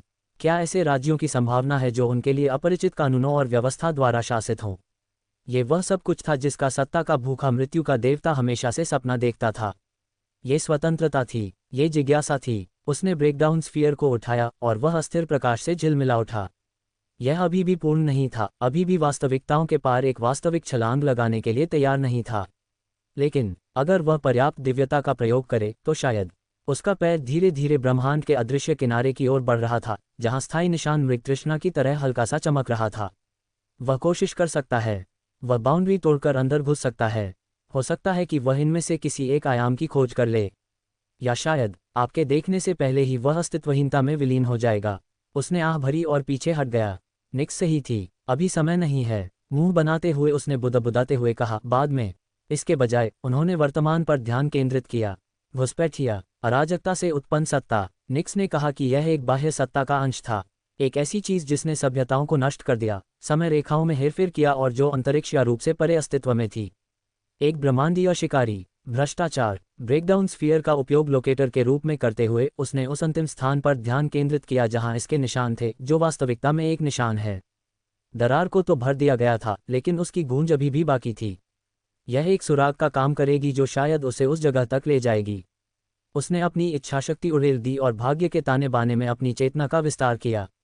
कुछ नहीं। उसने दांत पीसकर फिर से कोशिश की, अपने भीतर की गहराई से अपनी सारी दिव्य शक्ति उड़ेल दी। फिर भी कुछ नहीं मिला। यह ऐसा था मानो प्रकाशहीन दुनिया में परछाई ढूंढने की कोशिश करना। क्या मुझे मैन्युअल रूप से खोजना चाहिए? उसने बुदबुदाते हुए कहा। लेकिन नाइक्स ने तो ये पहले ही कर लिया था, है ना? वह उससे भी लंबे समय से इस चीज़ की तलाश कर रही थी और उसे कभी नहीं मिली थी। अगर वह भी असफल हो जाती तो वह क्या कर सकता था? तभी शाम की कोमलता के साथ उसके पीछे एक उपस्थिति प्रकट हुई। ये निक्स थी, जो गहरे ब्रह्मांडीय वस्त्रों की कई परतों से सजी हुई थी। उसने उसकी ओर देखा और अपना सिर झुकाकर पूछा, कुछ मिला? हेड्स नहीं मुड़ा। नहीं, जरा सा भी नहीं। निक्स उसके बगल में बाहें मोड़े खड़ी थी। मैंने तुमसे कहा था, ये चालाक है, ये वास्तविकता की परतों के बीच छिपा रहता है। मैं कुछ और कोशिश कर सकता हूँ, हेड्स ने सोच विचार भरे स्वर में कहा। मैं भाग्य की देवियों से प्रार्थना कर सकता हूँ, शायद वे हमारी मदद कर सकें। निक्स की आंखें सिकुड़ गईं। क्या तुम सच में ऐसा कह रहे हो? उसने सिर हिलाया। किस्मत मुझे मना नहीं करेगी, वो मेरे अधीन काम करती है। निक्स ने पलकें झपकाईं और हैरानी से उसकी ओर देखने लगी। ये कैसे संभव है? मैं भी उन्हें आदेश नहीं दे सकती, वे नाम की ही बेटियां हैं। जब वे मेरे लिए काम नहीं करती तो वे आपके लिए कैसे काम कर सकती हैं? हेड्स ने उसे हल्की सी मुस्कान दी। बेशक, मेरे आकर्षण का कोई विरोध नहीं कर सकता। निक्स ने पहले घूर कर देखा, फिर हंस पड़ी, एक दुर्लभ मधुर हंसी। ये तो भयानक है, ये बात खुद से कहो, उसने जवाब दिया। निक्स ने अपनी आंखें घुमाईं। मैं अभी पाताल लोक लौट रहा हूँ, हेड्स ने कहा। मैं भाग्य की देवियों से मिलने जा रहा हूँ। मैं तुम्हारे पीछे आऊंगी। निक्स ने उसके हाथ पकड़ लिए। मैं अपनी उन निर्लज बेटियों को देखना चाहती हूँ। तारांकन, तारांकन, तारांकन। पाताल लोक। भाग्य की देवियों का महल पाताल लोक के सबसे शांत हिस्से में स्थित था, एक ऐसे सागर के ऊपर निर्मित जहां समय ठहर चुका था और जहां मृत आत्माएं भी ठहरने का साहस नहीं करती थीं। घुमावदार हाथी दांत और काले क्रिस्टल से बनी एक विशाल संरचना, ये महल अनकहे सत्यों से स्पंदित हो रहा था। भाग्य के अरबों धागे हवा में बुने हुए थे, एक अदृश्य करघे की ओर सांपों की तरह घूमते हुए। हेड्स और नाइक्स मुख्य गलियारे से गुजरे, जिनके दोनों ओर उन भविष्य की फुसफुसाती गूंजें थीं जो कभी साकार नहीं हुईं। वे सिंहासन कक्ष में प्रवेश कर गए। वहां तैरते हुए पत्थरों के एक चबूतरे पर मोइरे बैठी थीं। सूत काटने वाली क्लोथो युवा और शांत स्वभाव की थी। मापक देवी लेचेसिस राजसी और शांत। एट्रोपोस, काटने वाली देवी, प्राचीन और तीव्र, तीनों प्रवेश करते ही खड़े हो गए और उन्होंने अपने सिर झुका लिए। ये समर्पण में नहीं बल्कि परस्पर मान्यता में था। माँ, उन्होंने एक साथ अभिवादन किया, फिर हेड्स की ओर मुड़े। भगवान हेड्स। हेड्स आगे बढ़ा, उसकी आभा ने कक्ष के भीतर समय की अवधारणा को ही झकझोर दिया। तुम जानते हो मैं यहाँ क्यों हूँ, उसने कहा। हमारी दुनिया के नीचे एक बीमारी छिपी है, कुछ अजीब सी चीज़, मैं उसे खोजना चाहता हूँ। दोनों बहनों ने एक दूसरे की ओर देखा। लेचेसिस आगे बढ़ी। हमने भी इसे महसूस किया, एक ऐसी लहर जिसे हमने अपने हाथों से नहीं बुना था। क्लोथो ने आगे कहा, हमें ये पसंद नहीं है। ये भाग्य और समय सीमा के क्रम को बिगाड़ने की कोशिश करता है। एट्रोपोस की आंखें काले तारों की तरह चमक रही थीं, लेकिन हम इसे देख नहीं सकते क्योंकि यह मूल रूप से इस दुनिया से संबंधित नहीं है। तो तुम मदद नहीं कर सकते, हेड्स ने भौहें चढ़ाते हुए कहा। हम नहीं कर सकते, उन्होंने सिर हिलाया। निक्स ने अपनी बाहें मोड़ लीं। भाग्य की देवियां भी उस सत्ता को नहीं खोज पा रही हैं। खैर, उसे पहले से ही इसका अंदाजा था। हालात कभी इतने आसान नहीं हो सकते। हेड्स ने कुछ देर सोचा और फिर अपना ब्रेकडाउन स्फीयर निकालते हुए कहा, तुम जानते हो यह क्या है ना? अगर मैं तुम्हें अस्थायी रूप से इस तक पहुंच दे दूं तो कैसा रहेगा? विघटन क्षेत्र, क्लोथो ने कहा। वास्तव में हम उस मदद से ऐसा करने में सक्षम हो सकते हैं। अच्छा, तो चलिए शुरू करते हैं। हेड्स ने ब्रेकडाउन स्फीयर उन तीनों को सौंप दिया। फिर बिना कुछ और कहे तीनों ने एक दूसरे का हाथ पकड़ा और एक घेरा बनाया जिसके केंद्र में ब्रेकडाउन स्फीयर तैर रहा था। एक तेज रोशनी ने उन्हें घेर लिया। उनकी आंखें, जो कभी अकेली और नश्वर प्रतीत होती थीं, रंगों के घूमते हुए बहुरंगी दृश्य में बदल गईं। असंख्य सितारे, असंख्य धागे, असंख्य दुनियाएं, उनकी आवाज़ें भाषा की सीमाओं को पार करते हुए एक विचित्र सामंजस्य में गूंज उठीं। जिसकी आपको तलाश है, उसे पाने के लिए आपको अदृश्य का अनुसरण करना होगा। ये वहाँ छिपा रहता है जहाँ दिव्यता समाप्त होती है और मनुष्य का आश्चर्य शुरू होता है। अस्वीकृति के हृदय में छिपे प्रश्न को खोजो, उस स्मृति को खोजो जो कभी लिखी नहीं गई। सत्य उन लोगों के हाथों में है जो सत्य का अर्थ भूल जाते हैं। बत्ती बुझ गई। निक्स ने पलकें झपकाईं, वह स्पष्ट रूप से परेशान थी। यह हमेशा की तरह ज्यादा रहस्यमय था। भाग्य की देवियों ने अपने हाथ ढीले कर दिए। लेचेसिस बोली, उसकी आवाज़ अब कोमल थी। हम इसका नाम नहीं बता सकते। यहाँ इसका कोई नाम नहीं है। हम अपनी सारी शक्तियों से बस इतना ही बता सकते हैं। एट्रोपोस ने आगे कहा, हालांकि हमें ये पता चला कि यह परजीवी की तरह व्यवहार करके किसी से भी छिप सकता है। क्लोथो ने सीधे हेड्स की ओर देखा। ये जागृति के एक क्षण की तलाश में है, जब सभी अंधे हों सिवाय एक के। निक्स ने अपनी बाहें मोड़ लीं। ये किस तरह की भविष्यवाणी है? लेकिन हेड्स ने सिर हिलाया। बस इतना ही काफ़ी है। फिर उसने उंगली हिलाई और ब्रेकडाउन स्फीयर वापस उसके पास आ गया। बिना कुछ कहे वह बाईं ओर मुड़ गया। निक्स ध्यान से उनके पीछे पीछे चल रही थी और अभी भी भाग्य की देवियों द्वारा कहे गए शब्दों के बारे में सोच रही थी। हमें आशा है कि आप जो खोज रहे हैं वह आपको मिल जाएगा, हे माता, हे भगवान हेड्स, उन्होंने एक साथ कहा, इस दुनिया के लुप्त होने से पहले। तारांकन, तारांकन, तारांकन। जब वे महल से निकलकर पाताल लोक की अंधकार में सड़कों पर वापस लौटे तो निक्स ने तिरछी नज़र से उसकी ओर देखा। तुम्हें क्या लगता है इसका क्या मतलब है? हेड्स कुछ देर चुप रहा। उसने भाग्य की देवियों द्वारा कहे गए शब्दों पर विचार किया और अंततः एक ही निष्कर्ष पर पहुंचा। या तो विशालकाय लोग या फिर नश्वर प्राणी। हम, याद है उन्होंने क्या कहा था? ये वहाँ घात लगाए बैठा है जहाँ दैवीयता समाप्त होती है और मनुष्य के चमत्कार शुरू होते हैं। उस दानव के दैव विरोधी गुण दैवीयता के अंत का कारण बन सकते हैं और दैवीय शक्ति से रहित नश्वर प्राणी अब आगे आ रहे हैं, यहाँ तक कि ओलंपियन भी उनकी सहायता का अनुरोध कर रहे हैं। निक्स ने अपनी ठुड्डी पर हाथ फेरा और सिर हिलाते हुए कहा, यह बात तो समझ में आती है। उन्होंने ये भी कहा कि यह परजीवी की तरह छिपता है, इसलिए संभवतः ये किसी विशालकाय या नश्वर प्राणी के भीतर छिपा हुआ है। चाहे कुछ भी हो, हमें हर एक की तलाशी लेनी होगी। निक्स ने अपना सिर झुकाया। इसमें बहुत समय लगेगा, शायद, हेड्स ने कहा, लेकिन तुम न जाने कब से खोज रहे हो और अभी तक कोई नतीजा नहीं निकला है। निक्स ने भाग्य के महल के दूर स्थित द्वारों की ओर मुड़कर कहा, मुझे लगता है कि अब हमें युद्ध की तैयारी करनी होगी। नहीं, हेड्स ने फुसफुसाते हुए कहा, उसकी बैंगनी आंखें चमक उठीं। इस बार यह एक खोज है। जैसे ही हेड्स और नाइक्स भाग्य की देवियों से विदा हुए, वह सत्ता पोफिरियन की आत्मा में गहराई से समाई हुई घुसपैठिया हिंसक रूप से हिल उठी। ये भय के समान एक अनुभूति थी, हालांकि यह लंबे समय से ऐसी नश्वर सीमाओं को पार कर चुकी थी। लेकिन ये बाल बाल बच गए। उन्होंने इस बात पर ध्यान दिया था, न केवल ब्रह्मांड में इसके कारण उत्पन्न होने वाली हल्की लहरें या नश्वर सपनों में सुनाई देने वाली फुसफुसाहटें। उन्होंने इसे देखा और इससे सब कुछ बदल गया। बहुत लंबे समय तक यह अंधकार में दबा रहा, एक युद्ध उन्मादी दैत्य के मानस में गहराई से छिपा रहा। इसने सावधानीपूर्वक कार्य किया, सूक्ष्मता से पोर्फिरियन से फुसफुसाते हुए और उसके माध्यम से गिगेंटोमैकी के पुनर्जन्म का मार्गदर्शन किया। और इससे भी आगे इसने पृथ्वी माता गाया की ओर हल्के हल्के अंकुर फैलाए थे जो उसके विचारों को प्रभावित कर रहे थे। हालांकि इसने कभी भी उसे पूरी तरह से नियंत्रित करने की कोशिश नहीं की, क्योंकि गाया इतनी शक्तिशाली थी कि यह कोशिश कारगर नहीं हो सकती थी। लेकिन प्रभाव, सुझाव, ये कर सकता है, और यह कारगर साबित हुआ। ओलंपस के प्रति गाया की नाराजगी एक गहरा घाव था और उस सत्ता ने उसमें नमक छिड़कने का काम किया। दिन बीतने के साथ साथ वह दैवीय हस्तक्षेप के प्रति और अधिक शत्रुतापूर्ण होती गई। अब इस मोहरे का इस्तेमाल करने का समय आ गया है। यह एक बार फिर धीरे से लेकिन तीव्र रूप से गाया की विशाल चेतना में प्रवेश कर गया।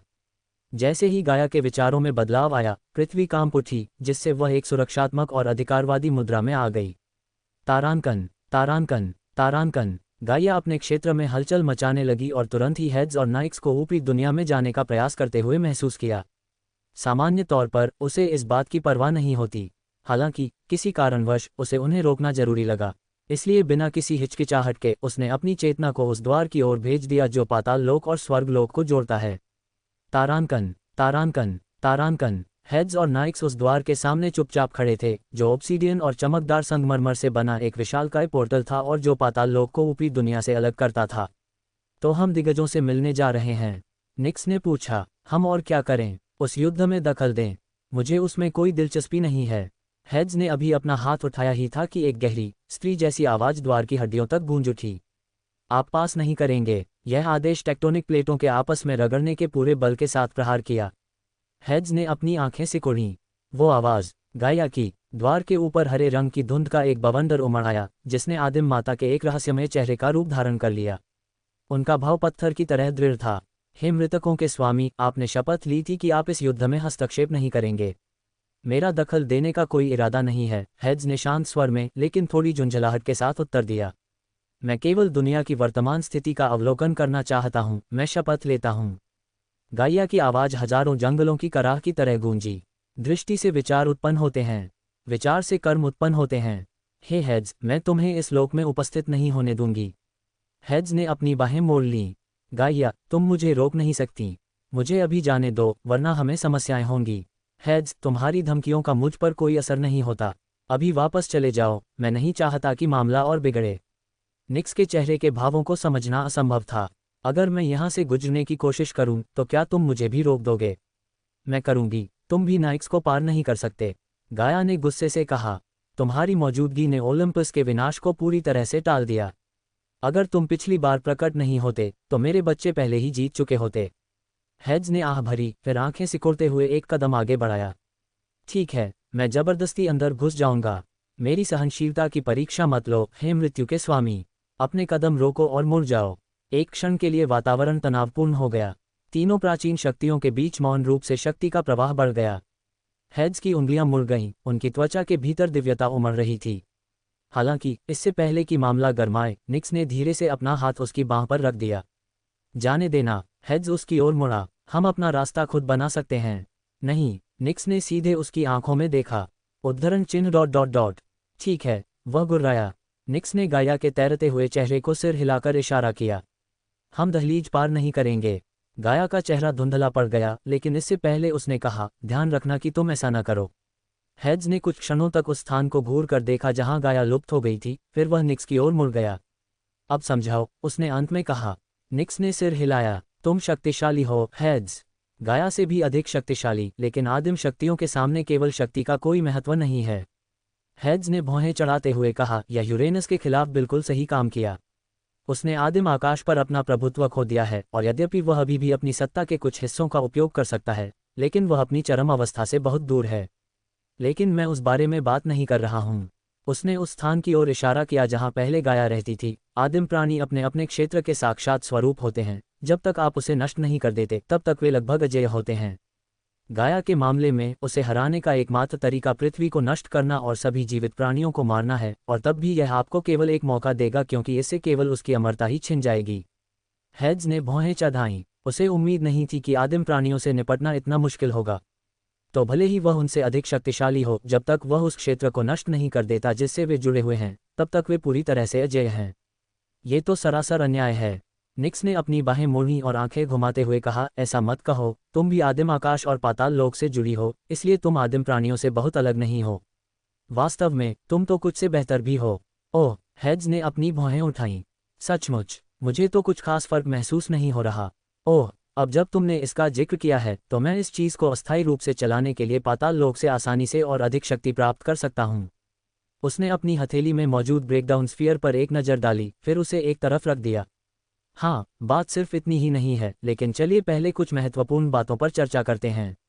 विशालकाय जीवों का अवलोकन कैसे करें? हेड्स धीरे से मुड़ा। डेमेटो ऊपरी दुनिया में है, मैं उससे संपर्क कर सकता हूँ। उसने सिर हिलाया। मेरा भाई भी वहीं है, अभी भी उस सत्ता की तलाश कर रहा है। मैं उससे भी संपर्क कर सकती हूँ। हेड्स ने गहरी सांस ली। काश गाया न होती तो कितनी परेशानी खड़ी करती। निक्स मुस्कुराए। मुझे लगता है तुम्हारा मतलब बदतमीज होने से था। वो लड़की हमेशा से ही गुस्सैल रही है। मुझे समझ नहीं आता कि तुम्हें उसके साथ ज़बरदस्ती करना अच्छा क्यों लगा। हेड्स ने उसकी ओर ध्यान न देते हुए धीरे धीरे जमीन से ऊपर उठते हुए और उड़ते हुए आदिम देवी को पीछे छोड़ते हुए एक गहरी सांस ली। निक्स मुस्कुराए और फिर उसके पीछे पीछे चल पड़ी। तारांकन, तारांकन, तारांकन। इसी बीच दुनिया के नीचे एक गहरी गुफा है। वह सत्ता पोफिरियन की आत्मा की गहरी छायाओं के भीतर उग्र रूप से सुलग रही थी। उसे पता था कि हेड्स और यहाँ तक कि नाइक्स भी हार नहीं मानेंगे। वे उस तक पहुँचने का कोई और रास्ता ज़रूर खोज लेंगे, और वह अभी भी इस ब्रह्मांड के दो सबसे शक्तिशाली प्राणियों के साथ टकराव के लिए तैयार नहीं है। इसमें और समय की जरूरत थी। ये फिलहाल केवल गाइया का ही उपयोग कर सकता है, क्योंकि अभी इसे एक अन्य समस्या से निपटना है। वह नीला कमल, चूल्हे की देवी हेस्टिया द्वारा प्रयुक्त वह हथियार। ये खतरनाक था। इसने संस्था के भ्रष्टाचार को जलाकर राख कर दिया और इसे पूरा यकीन है कि यह उसे भी जला सकता है। स्मृति के ताज़ा होते ही वह प्राणी कांप उठा। इससे मुझे खतरा हो सकता है। यह मुझे मिटा सकता है। उस पर दबाव महसूस हो रहा था और वह अपनी योजनाओं को जल्दबाजी में पूरा करना चाहता था। अब इससे कोई फर्क नहीं पड़ता था। हेड्स, नाइक्स, लोड्स, इन सब को खेल से बाहर करना ही था। अब आधे अधूरे उपाय नहीं चलेंगे। यह इस ब्रह्मांड को पूरी तरह से खा जाएगा और वापस लौट आएगा, भले ही यह बहुत छोटा और अपरिपक्व हो। वह सत्ता धीरे धीरे पोफिरियन की आत्मा की दरारों में और गहराई तक घुस गई और ऐसे सुझाव फुसफुसाने लगी जिन्हें देखकर दिग्गजों का राजा भी उन्हें अपने ही विचार समझ बैठेगा। हेस्टिया को ढूंढो, उसे नष्ट कर दो। कमल तुम्हारा शत्रु है। ब्रह्मांड पर अधिकार करने के लिए आग जलाओ। और इस तरह उन सुदूर अंधेरी गुफाओं में जहां दानव एक बार फिर एकत्रित हुए थे, पोफिरियन की तीसरी आंख फड़क कर खुल गई और एक धीमी जंगली आवाज गूंज उठी। चूल्हे की देवी को ढूंढो। अभी शिकार शुरू हो चुका था। इन दिनों अपडेट न दे पाने के लिए मुझे बहुत खेद है। काम और पढ़ाई की वजह से बहुत परेशानी हो रही है। हर दिन बहुत थकान महसूस होती है। मैं जितना हो सकेगा अपडेट देने की कोशिश करूंगी, लेकिन कोई वादा नहीं कर सकती।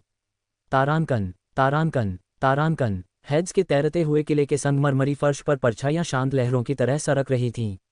पाताल लोक का स्वामी अपने ऑब्सीडियन और सोने के सिंहासन पर बैठा था। उसकी आंखों में एक ठंडी चमक थी और उसकी उंगलियां धीरे से सिंहासन के आर्मरेस्ट पर फिर रही थीं। उसका दिमाग उसके राज्य की नदियों की तरह मंथन कर रहा था। बहुत सारे सवाल, बहुत सारी अनिश्चितताएं और बहुत कम जवाब। काश गाया इतनी निर्दयी न होती तो वह ये सब खुद ही कर सकता था। उसने आह भरी। उसके होठों से एक शब्द निकला, मानो अनिवार्यता की फुसफुसाहट हो।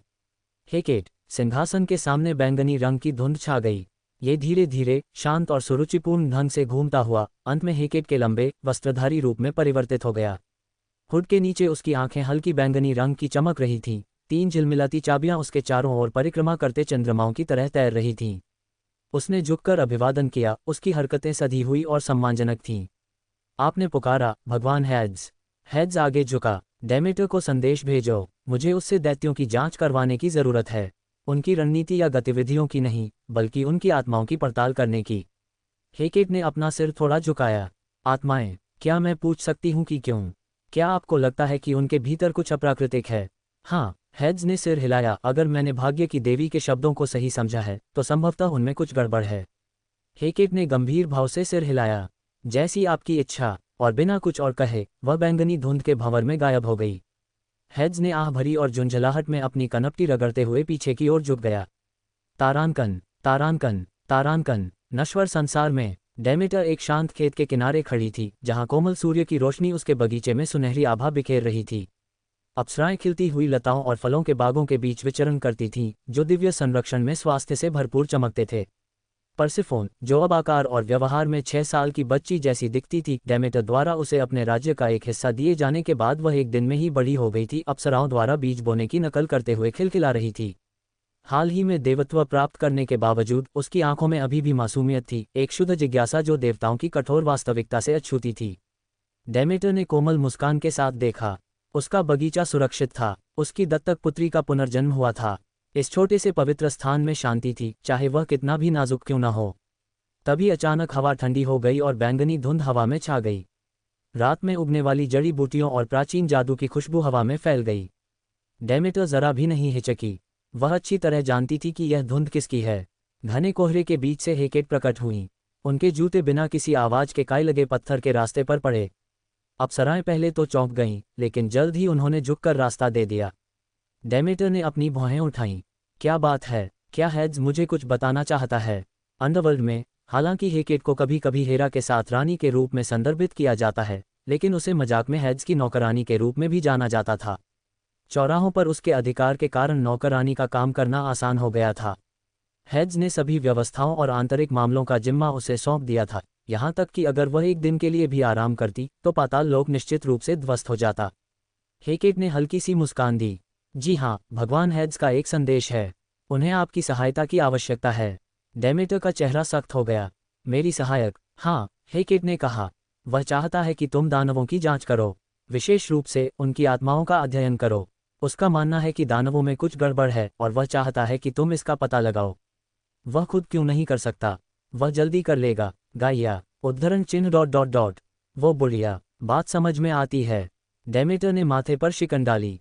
वह अपनी दादी के सबसे करीब थी, इसलिए वह जानती थी कि उनकी दादी कितनी मूडी हो सकती हैं। लेकिन फिर भी किसी दैत्य की आत्मा में झांकने का विचार, खासकर उनकी अस्थिरता और ईश्वर विरोधी प्रवृत्ति को देखते हुए, ऐसा कुछ नहीं था जिसे वह हल्के में ले सकती थी। इसके अलावा हेड्स जैसे किसी व्यक्ति की ओर से यह एक अजीब अनुरोध था, जिसने ओलंपियन मामलों में हमेशा तटस्थता, यहाँ तक कि उदासीनता को प्राथमिकता दी थी। उद्धरण चिन्ह ... क्या उसका इरादा युद्ध में हस्तक्षेप करने का है? नहीं, हेकेट ने सीधे सादे शब्दों में उत्तर दिया। जब तक उसे उकसाया न जाए तब तक नहीं। वह केवल अपने अनुमानों की पुष्टि करना चाहता है। हालांकि उसे जानते हुए, दिग्गजों द्वारा किए गए उस कारनामे के बाद, भले ही वे जीत जाएं, हेड्स उन्हें ब्रह्मांड पर शासन नहीं करने देगा। मैं भी ऐसा सोचा था। डेमेटर ने अपने कंधे के ऊपर से परसेफोन की ओर देखा, जो उस समय एक छोटे पौधे पर सावधानीपूर्वक पानी डाल रही थी। मैं मदद करना चाहती हूँ, लेकिन मैं उसे छोड़कर नहीं जा सकती। तुम्हें ऐसा करने की जरूरत नहीं पड़ेगी, हेकेट ने उसे आश्वस्त किया। वह बस इतना चाहता है कि तुम कोशिश करो। अगर तुम्हारा सामना किसी दानव से हो तो गहराई से देखो। बस इतना ही। डेमेटर ने धीरे से सांस छोड़ी। ठीक है, उसे बता देना कि मैं अपनी तरफ से पूरी कोशिश करूंगी, हेकेट ने सिर हिलाते हुए कहा। वह बस यही पूछता है। वह परसेफोन की ओर मुड़ी और बोली, मैं उसमें तुम्हारी दिव्यता महसूस कर सकती हूँ, लेकिन उसमें तुम्हारा रक्त नहीं है। डेमेटर मुस्कुराई। वह मेरी परिचारिका की बेटी है, वह मेरे बगीचे की रक्षा करते हुए शहीद हो गई। मैंने उसे अपने राज्य के कुछ हिस्से दे दिए और उसका नाम परसेफोन रखा। परसेफोन, हेकेट ने धीमी आवाज में बुदबुदाया। तुम्हें उसे और शिक्षित करने की जरूरत है। वह देखने में ऐसी लगती है कि उसका अपहरण करना आसान होगा। डेमेटर ने आत्मसंतुष्ट होकर कहा, जब तक स्वयं हेड्स नहीं आ जाते, मुझे पूरा भरोसा है कि मैं अपनी बेटी पर होने वाले किसी भी हमले को रोक दूंगी। हेकेट ने मुस्कुराते हुए उससे कहा, बहुत अच्छा, अभी के लिए बस इतना ही। मैं अब विदा लेती हूँ डेमेटर, फिर मिलेंगे। हेकेट जाने के लिए मुड़ी, लेकिन तभी डेमेटर ने पूछा, आप थोड़ी देर के लिए क्यों नहीं रुक जाते? मेरी अप्सराएं भोजन और शराब तैयार कर रही हैं। जादू की देवी ने उदास मुस्कान के साथ कहा, मुझे ऐसा करना अच्छा लगेगा, लेकिन अभी बहुत काम बाकी है। आप जानते ही हैं, मैं ज्यादा देर तक अनुपस्थित नहीं रह सकती। मैं वापस आकर पाताल लोक को पतन के कगार पर नहीं देखना चाहती। फिर हमेशा की तरह हेकेट धुंध में गायब हो गई। डेमेटर मुस्कुराई, फिर गंभीर भाव से आकाश की ओर देखने लगी। तारांकन, तारांकन, तारांकन। इस बीच सतह पर साधारण कवच में भेस बदले एक देवता के नेतृत्व में नश्वर प्राणियों की एक बटालियन थेस्लिया के क्षतिग्रस्त मैदानों को पार कर रही थी। अरेस अपनी बेटियों, जो अमेजन वंश की सबसे बहादुर योद्धा थी, के साथ नश्वर सेनाओं के लिए प्रशिक्षण कार्यक्रम शुरू कर चुका था। उसने देखा कि नश्वर प्राणी अनाड़ीपन से लड़ रहे थे, उनके माथे से पसीना बह रहा था और उनके हाथों में ढालें कांप रही थीं। बहुत अच्छा नहीं, उन्हें देवताओं से लड़ना था, उन्हें राक्षसों को मारना था। तारांकन, तारांकन, तारांकन। कहीं और घने जंगल में आर्टेमिस की सर्वश्रेष्ठ शिकारी महिला कैटालिंटा हॉन्फ रही थी। धनुष और बाण पकड़े हुए उसके हाथों से खून बह रहा था। आर्टेमिस उसके पीछे खड़ी थी। एक और, अगर तुम पहले ही हमले में मरना नहीं चाहती हो तो तुम्हें और अधिक मजबूत होना होगा। अधिक बहुमुखी बनो और अधिक कौशल सीखो। अटलांटा ने गहरी सांस ली और खड़ी हो गई, एक बार फिर अपना धनुष लक्ष्य की ओर तान दिया। इस दौरान वह तरह तरह की बाधाओं और खतरनाक जालों से बचते हुए आगे बढ़ती रही। तारांकन, तारांकन, तारांकन। अपोलो एक रथ पर बैठा था और हायसिंथस को देख रहा था, जो भीषण गर्मी के बावजूद सूर्य की ओर तीर चलाता जा रहा था। अपोलो ने खड़े होते हुए कहा, मैं तुमसे लड़ने के लिए नहीं कह रहा हूँ, सारी लड़ाई मैं खुद लड़ूंगा। उसने हायसिंथस के कंधे पर थपथपाते हुए कहा, लेकिन तुम्हारे पास एक ही मौका है। एक ऐसा मौका जिससे तुम उस दुश्मन को मार सकते हो जिसे देवता भी नहीं मार सकते। मैं तुम्हें वह अवसर दे सकता हूँ, इसलिए उस एक हमले का अभ्यास करो जो अमर को भी मार सकता है। तारांकन, तारांकन, तारांकन। और समुद्र के नीचे पोसीडॉन एक मूंगे के सिंहासन पर बैठा था और देख रहा था कि एक अकेला नश्वर प्राणी ऊपर की ओर तैर रहा है, जो कुचलने वाले दबाव से अप्रभावित है। यूरियलस नाम का वह व्यक्ति हौंफते हुए अंततः देवता के सामने आ गया। पोसीडॉन हंस पड़ा। कुछ अर्धदेव भी इससे बचकर जिंदा वापस नहीं आ पाते। नमक से झुलसे होठों से यूरियलस मुस्कुराया। मुझे मारना मुश्किल है। अच्छा, पोसीडॉन ने कहा, मुझे ऐसे ही किसी की जरूरत है। तारांकन, तारांकन, तारांकन। इसी बीच ओलंपस पर एस्ट्राया एक मीनार पर अकेली बैठी तारों की बदलती स्थिति देख रही थी। उसने किसी नश्वर प्राणी को नहीं चुना था, इसकी कोई आवश्यकता ही नहीं थी। उसने ध्यान लगाया, अपने मन को शांत करने और खुद को अगले युद्ध के लिए तैयार करने की कोशिश की। उसे यह आभास था कि यह अंतिम युद्ध होगा और वह ये सुनिश्चित करेगी कि विश्व की व्यवस्था में कोई गड़बड़ी न आए। तारांकन, तारांकन, तारांकन। हर्मीस अपने मंदिर में लौट आया, उसकी आंखें सूनी थीं। कभी हंसमुख और चंचल रहने वाला देवता अब एक चलते फिरते मुर्दे जैसा रह गया था। अब भी उसे विश्वास नहीं हो रहा था कि किसी ने गति में उसे हरा दिया है। वह अपने बिस्तर पर लेट गया। उसने स्टिक्स नदी पर शपथ ली थी कि वह अब इस युद्ध में शामिल नहीं होगा, इसलिए फिलहाल उन्होंने आराम करने का फैसला किया। तारांकन, तारांकन, तारांकन। पाताल लोक में वापसी। हेड्स अपने सिंहासन कक्ष में फिर से अकेले बैठे थे और अपनी हथेली के ऊपर तैरते हुए ब्रेकडाउन स्फीयर को घूर रहे थे। वह गोला दिल की धड़कन की तरह धीरे धीरे स्पंदित हो रहा था और उसकी सतह पर खंडित ब्रह्मांडीय परिदृश्य प्रतिबिंबित हो रहे थे। चलो ना, मुझे कुछ तो दो, उसने बुदबुदाते हुए कहा। अभी तक कुछ नहीं हुआ। उसने अपनी उंगली से आर्मरेस्ट पर एक बार टैप किया। उसे डेमेटर की क्षमताओं पर कोई संदेह नहीं था। दुनिया से संवाद करने की उसकी क्षमता गाया के बाद दूसरे स्थान पर थी। अगर दैत्यों की आत्माओं में कोई अशांति होती तो वह उसे ढूंढ सकती थी, लेकिन समय अब विलासिता की वस्तु नहीं रह गई थी। सूर्य क्षितिज के ऊपर आलस्य से मंडरा रहा था और हेरियन के भव्य शहर पर गर्म सुनहरी रोशनी बिखेर रहा था। संगमरमर के मीनारें इसकी गोद में दमक रही थीं, आग या अंधेरे से अछूती। शहर की दीवारों के बाहर खेत हरे भरे थे, जिन पर राक्षसी हमलों के कोई निशान नहीं थे। जैतून और अनार की सुगंध ठंडी हवा में घुल मिल रही थी। हेस्टिया बहुत ऊपर से आकाश में धीरे धीरे तैर रही थी, उसकी दिव्य इंद्रियां धरती का अवलोकन कर रही थीं। हेरियन सुरक्षित था। हमेशा सतर्क रहने वाले प्रेरी सैनिकों की बदौलत राक्षस उसकी सीमाओं को पार नहीं कर पाए थे। शांति का दृश्य देखकर उसका हृदय प्रसन्न हो गया और वह मन ही मन मुस्कुराए। सेंटिनल्स के नेता वार्न और उनकी टुकड़ी इस समय गश्त पर थे, खेतों का चक्कर लगा रहे थे और सड़कों पर नजर रख रहे थे। उनकी उपस्थिति में शांत आत्मविश्वास और गर्व झलक रहा था। उन्होंने अच्छा किया है, हेस्टिया ने फुसफुसाते हुए कहा। उसकी आवाज़ चूल्हे की आग की तरह कोमल थी। अपने पुराने स्वरूप के एक छोटे से अंश में सिमट जाने के बावजूद हेरियन अभी भी मजबूती से खड़ा था। जैसे ही वह जाने और जरूरतमंद अन्य शहरों की तलाश में मुड़ी, नीचे की परछाइयां हिल उठीं। घास मुड़ गई, पेड़ पीछे की ओर झुक गए और उस भयानक अंधेरे से एक राक्षसी आकृति परछाइयों से बाहर निकली। भीमकाय। हेस्टिया तुरंत लड़ने की मुद्रा में आ गई। लगभग 5 मीटर से भी अधिक ऊंचाई वाले उस विशालकाय प्राणी के हाथ में एक बड़ी कुल्हाड़ी थी जो घृणा में डूबे हुए ओब्सिडियन की तरह चमक रही थी। उद्धरण चिन्ह ... एक दैत्य। हेस्टिया ने अपनी आंखें सिकोड़ते हुए कहा, क्या तुम हेरियन पर हमला करने आए हो? क्या तुम मानवता से इतना डरते हो कि इस काम को अंजाम देने के लिए इतने शक्तिशाली प्राणियों को भेजने को तैयार हो? उस दैत्य ने एक विकृत और क्रूर मुस्कान बिखेरी, फिर कर्कश आवाज में बोला, बिल्कुल नहीं, हमें उन बेचारे प्राणियों की जरा भी परवाह नहीं है। मैं तो तुम्हें ढूंढने आया हूँ। मुझे राक्षसों के राजा के आदेश से मैं पॉलीबोट्स चूल्हे की देवी तुम्हें मृत्यु और नरक में कष्ट भोगने की सजा सुनाता हूँ। हेस्टिया ने अपनी आंखें सिकुड़ी लेकिन कुछ नहीं कहा। उसकी मुद्रा में थोड़ा सा बदलाव आया और अग्नि एवं शांति की एक सांस के साथ उसने एक जलता हुआ लाल भाला प्रकट किया। मुझे नहीं पता कि तुम ऐसा क्यों करना चाहते हो, मैं अपने भाई बहनों की तुलना में काफ़ी कमज़ोर हूँ, इसलिए मैं तुम्हारे लिए कोई खतरा भी नहीं होंगी। वह कुछ फीट ऊपर हवा में तैरने लगी। कौन जाने, आपकी दिव्यता काफ़ी विशाल है, लेकिन आपके हाव भाव से मुझे लगता है कि आपको युद्ध का कोई अनुभव नहीं है। हेस्टिया चुप रही। ये सच था, उसे लड़ाई झगड़ा पसंद नहीं था, इसलिए उसने कभी लड़ने की कोशिश भी नहीं की। ये तो आसान होगा, पॉलीबोट्स हंसते हुए झपटा। हेस्टिया ने तुरंत अपना भाला तेजी से दौड़ते हुए पॉलीबोट्स की ओर फेंका। उस दैत्य ने अपना सिर झुकाया और कुल्हाड़ी उठाकर उस विशाल हथियार को नीचे की ओर घुमाकर उसे काट डाला। हेस्टिया ने उसके पेट में घुटने से वार किया, जिससे उसका हमला रुक गया। फिर उसने अपने एज और लोड्स को बुलाया और उसे जला दिया। आर्घे, पॉलीबोट्स दर्द से कराह उठा, क्योंकि उसने महसूस किया कि उसकी आत्मा जल रही है और यह जलन उसके अधार्मिक शरीर को पूरी तरह से दरकिनार कर रही है। हेस्टिया ने तेजी से अपना भाला उसके दिल में घुसा दिया। उस दैत्य ने हेस्टिया को घूर कर देखा और अपने सारे दर्द को नज़रअंदाज करते हुए अपनी कुल्हाड़ी को ऊपर उठा लिया। आकाश में गरज के साथ बिजली सी दौड़ गई जब दैत्य की कुल्हाड़ी चूल्हे की देवी की ओर गिरी, जिसने अपनी भाले से हमले को रोक दिया। दरार, धरती कांप उठी जब हेस्टिया को गुड़िया की तरह पटक दिया गया। उसके दिव्य शरीर ने उसके नीचे के पत्थर को तोड़ दिया। दर्द से कराहते हुए उसके होठों के कोने से सुनहरे रंग का खून बह रहा था। पॉलीबोट्स घृणा और तिरस्कार से गुर्राया। उसे जला रही लपटें शांत हो गईं। ये तो किस्मत का वार था। मुझे लगा था कि तुम कमज़ोर होगे, लेकिन लगता है एक ओलंपियन तो ओलंपियन ही होता है ना?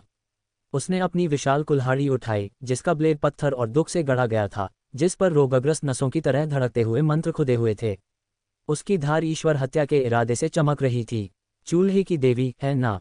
मैं तुम्हारी उस कोमल लौ को झटक कर निकाल दूंगा, उस दैत्य ने दहाड़ते हुए कहा। उसकी आवाज़ किसी हिमस्खलन की तरह गर्जना कर रही थी। तुम फिर कभी कुछ नहीं जला पाओगी। लेकिन इससे पहले कि वह हमला कर पाता, क्लैंग, एक साधारण और नश्वर सी दिखने वाली तलवार ने कुल्हाड़ी को रोक दिया और उसे अपने रास्ते से थोड़ा हटा दिया। उस प्रहार से न तो कुल्हाड़ी टूटी और न ही उस दैत्य को चोट आई, लेकिन वह लड़खड़ा गया। पॉलीबोट्स मुड़ा और व्यंग्यपूर्ण मुस्कान दी। उसके सामने दर्जनों इंसान खड़े थे। उनका नेतृत्व काले रंग के कवच और गहरे लाल रंग के लबादे में लिपटा एक व्यक्ति कर रहा था, जिसका नाम वार्न था, जो प्रेरी दल का नेता था।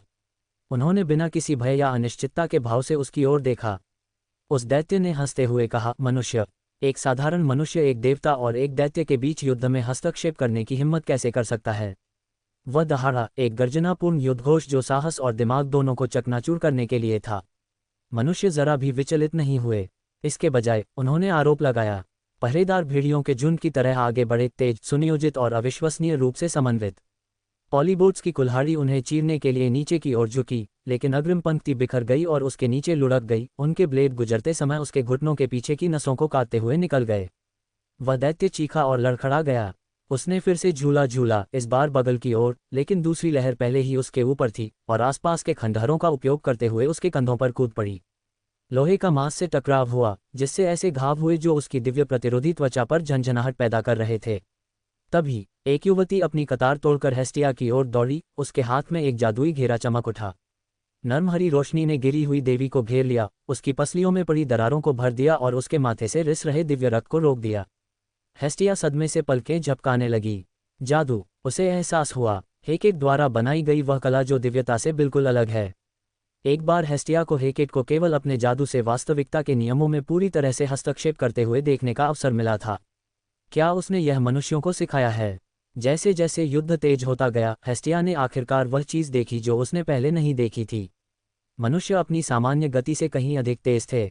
उनकी त्वचा पर नीली चमकती नसें हल्की हल्की झिलमिला रही थीं, जो भुजाओं, पैरों और यहाँ तक कि गर्दन पर भी फैली हुई थी, मानो तंत्रिकाएं हों, लेकिन सजीव हों। उसे जल्द ही पता चल गया कि यह क्या था। सुदृढ़ीकरण जादू, उसने धीरे से कहा। हेकेट ने बहुत पहले एक जादू विकसित किया था ताकि वह अपने और अपने प्रतिद्वंद्वियों के बीच शारीरिक अंतर का मुकाबला कर सके। ये जादू किसी भी वस्तु की ताकत, गति, सहनशक्ति और समग्र गुणवत्ता को बढ़ाने की क्षमता रखता है, जिस पर आप इसे प्रयोग करते हैं। उसने कभी सोचा भी नहीं था कि मनुष्य भी इस पर महारत हासिल कर लेंगे। इसीलिए तो वे पॉलीबोट्स का मुकाबला करने में सक्षम हैं, चाहे वह कितना भी घायल क्यों न हो। सैनिक सिर्फ बहादुरी से ही नहीं लड़ रहे थे, वे देवताओं की तरह लड़ रहे थे, और शायद उनसे भी अधिक कुशलता से। उन्होंने सीधे टकराव नहीं किया, वे बारी बारी से आगे बढ़े। उन्होंने ध्यान भटकाया, उकसाया और सटीक प्रहार किया। उन्होंने हिट एंड रन की रणनीति अपनाई, धीरे धीरे उस विशालकाय को कमजोर करते हुए, मानो वे किसी जानवर का शिकार कर रहे हों, न कि किसी देवता हत्यारे से लड़ रहे हों। पॉलीबोट्स दहाड़ा, उसके शरीर पर लगे 1 दर्जन छोटे घावों से खून बह रहा था। उसकी आवाज में घबराहट झलकने लगी। क्यों? वे उससे क्यों नहीं डरते थे? उन्होंने आम मनुष्यों की तरह पूजा अर्चना या भय क्यों नहीं दिखाया? वह एक दैत्य था, ओलंपस के लिए एक अभिशाप। उसका जन्म देवताओं को नष्ट करने और खंडहरों पर शासन करने के लिए हुआ था। ये इंसान उसे शिकार की तरह क्यों देख रहे थे? क्यों? वर्ण की आवाज हवा में तलवार की तरह गूंज उठी। वह धीमा हो रहा है। उसकी जांघों और आंखों को निशाना बनाओ। सुरक्षा बल मुझ पर तैनात करो। मनुष्यों ने तुरंत आज्ञा का पालन किया। कई लोग दैत्य का ध्यान आकर्षित करने के लिए आगे बढ़े, जबकि 2 तीरंदाज एक टूटे हुए स्तंभ के पास घुटने टेककर चमकते हुए तीर चलाने लगे। ये तीर स्टील के नहीं, बल्कि पाताल लोक से प्राप्त पवित्र ऑब्सीडियन से बने थे, जो स्वयं पाताल लोक के देवताओं द्वारा उपहार स्वरूप दिए गए थे। उन्होंने उस दैत्य के कंधे पर प्रहार किया, जिससे वह पीछे हट गया। अंततः हेस्टिया खड़ी हो गई। कमल उसके हाथ में वापस आ गया था, और उसकी शक्ति लौट आने के कारण उसकी लौ पहले से कहीं अधिक तेज जल रही थी। पहले हुए उपचार और उनकी स्वाभाविक दिव्यता के संयोजन से उन्हें लगभग पूरी तरह से स्वस्थ होने में मदद मिली थी। वह युद्ध क्षेत्र के ऊपर उठी, उसके चारों ओर आग की लपटें दूसरे सूर्य की तरह खिल उठीं। रुको, उसने आदेश दिया, और मनुष्य रुक गए, पीछे हट गए। हौंफता और खून से लथपथ उस विशालकाय प्राणी ने अपनी कुल्हाड़ी फिर से उठाई, ठीक उसी समय जब उसने हेस्टिया की आंखों को तेजस्वी ज्वाला से चमकते हुए देखा। तुमने मेरी सुरक्षा में रहने वालों को चोट पहुंचाई, उसने धीमी आवाज में कहा। तुमने मेरी आग को धमकी दी। उसने नीले कमल को उठाया और फुसफुसाते हुए कहा, जलाना। कमल से शुद्ध नीली ज्वाला की एक किरण निकली, जो नश्वर अग्नि की तरह नहीं, बल्कि दिव्य आत्मा की ज्वाला थी। ये दैवीय प्रतिरोध को भेदते हुए विशालकाय के सीने से टकराया और सीधे उसकी आत्मा को छू गया। उस दैत्य ने चीख मारी, दर्द से नहीं, बल्कि भय से। उसने अंधेरे में गायब होने की कोशिश की, लेकिन आग की लपटें उससे लिपट गईं और उसे वापस खींच लाईं। उसने विरोध करने की कोशिश की, लेकिन डर ने उसके गुस्से को पहले ही शांत कर दिया था। वह भागा, लड़खड़ाता हुआ, जलता हुआ, वह चीखता हुआ दूर भाग गया। उसके पीछे धुएं का निशान धूमकेतु की पूंछ की तरह बन रहा था। उसका पीछा करो, हेस्टिया दहाड़ी, मेरी ज्वालाओं ने उसे कमजोर कर दिया है।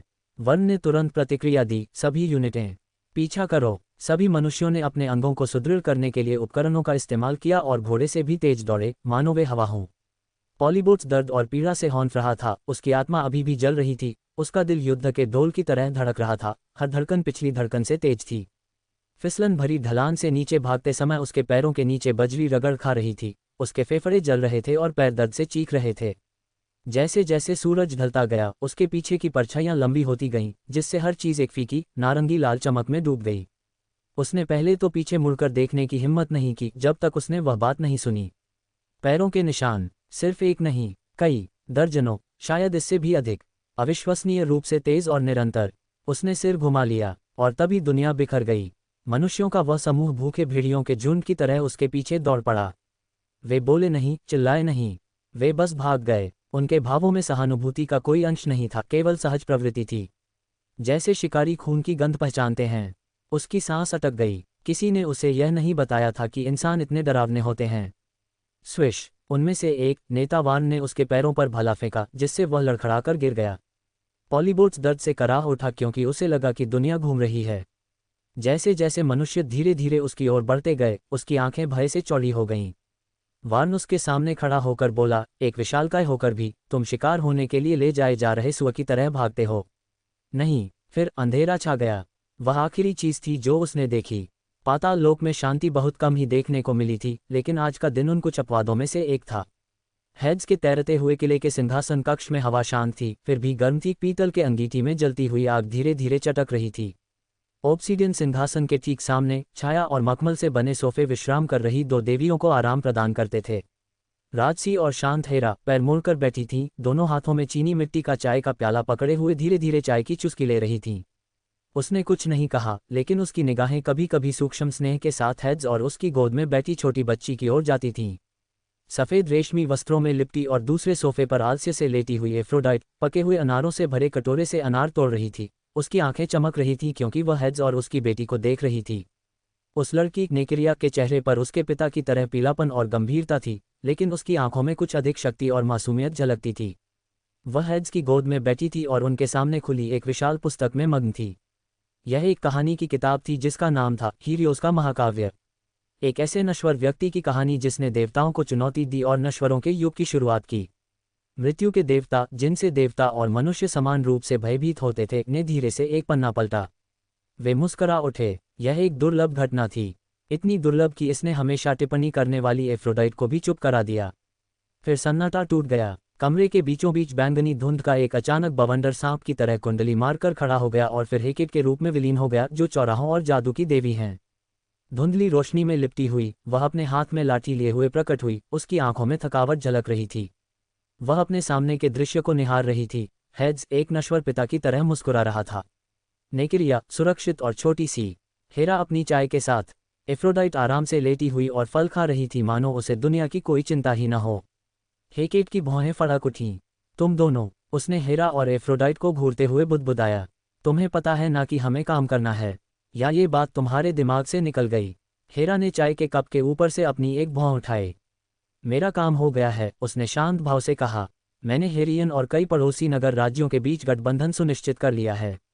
मैं बस हेड्स के अगले आदेश की प्रतीक्षा कर रही हूँ। एफ्रोडाइट ने अपना सिर भी नहीं घुमाया।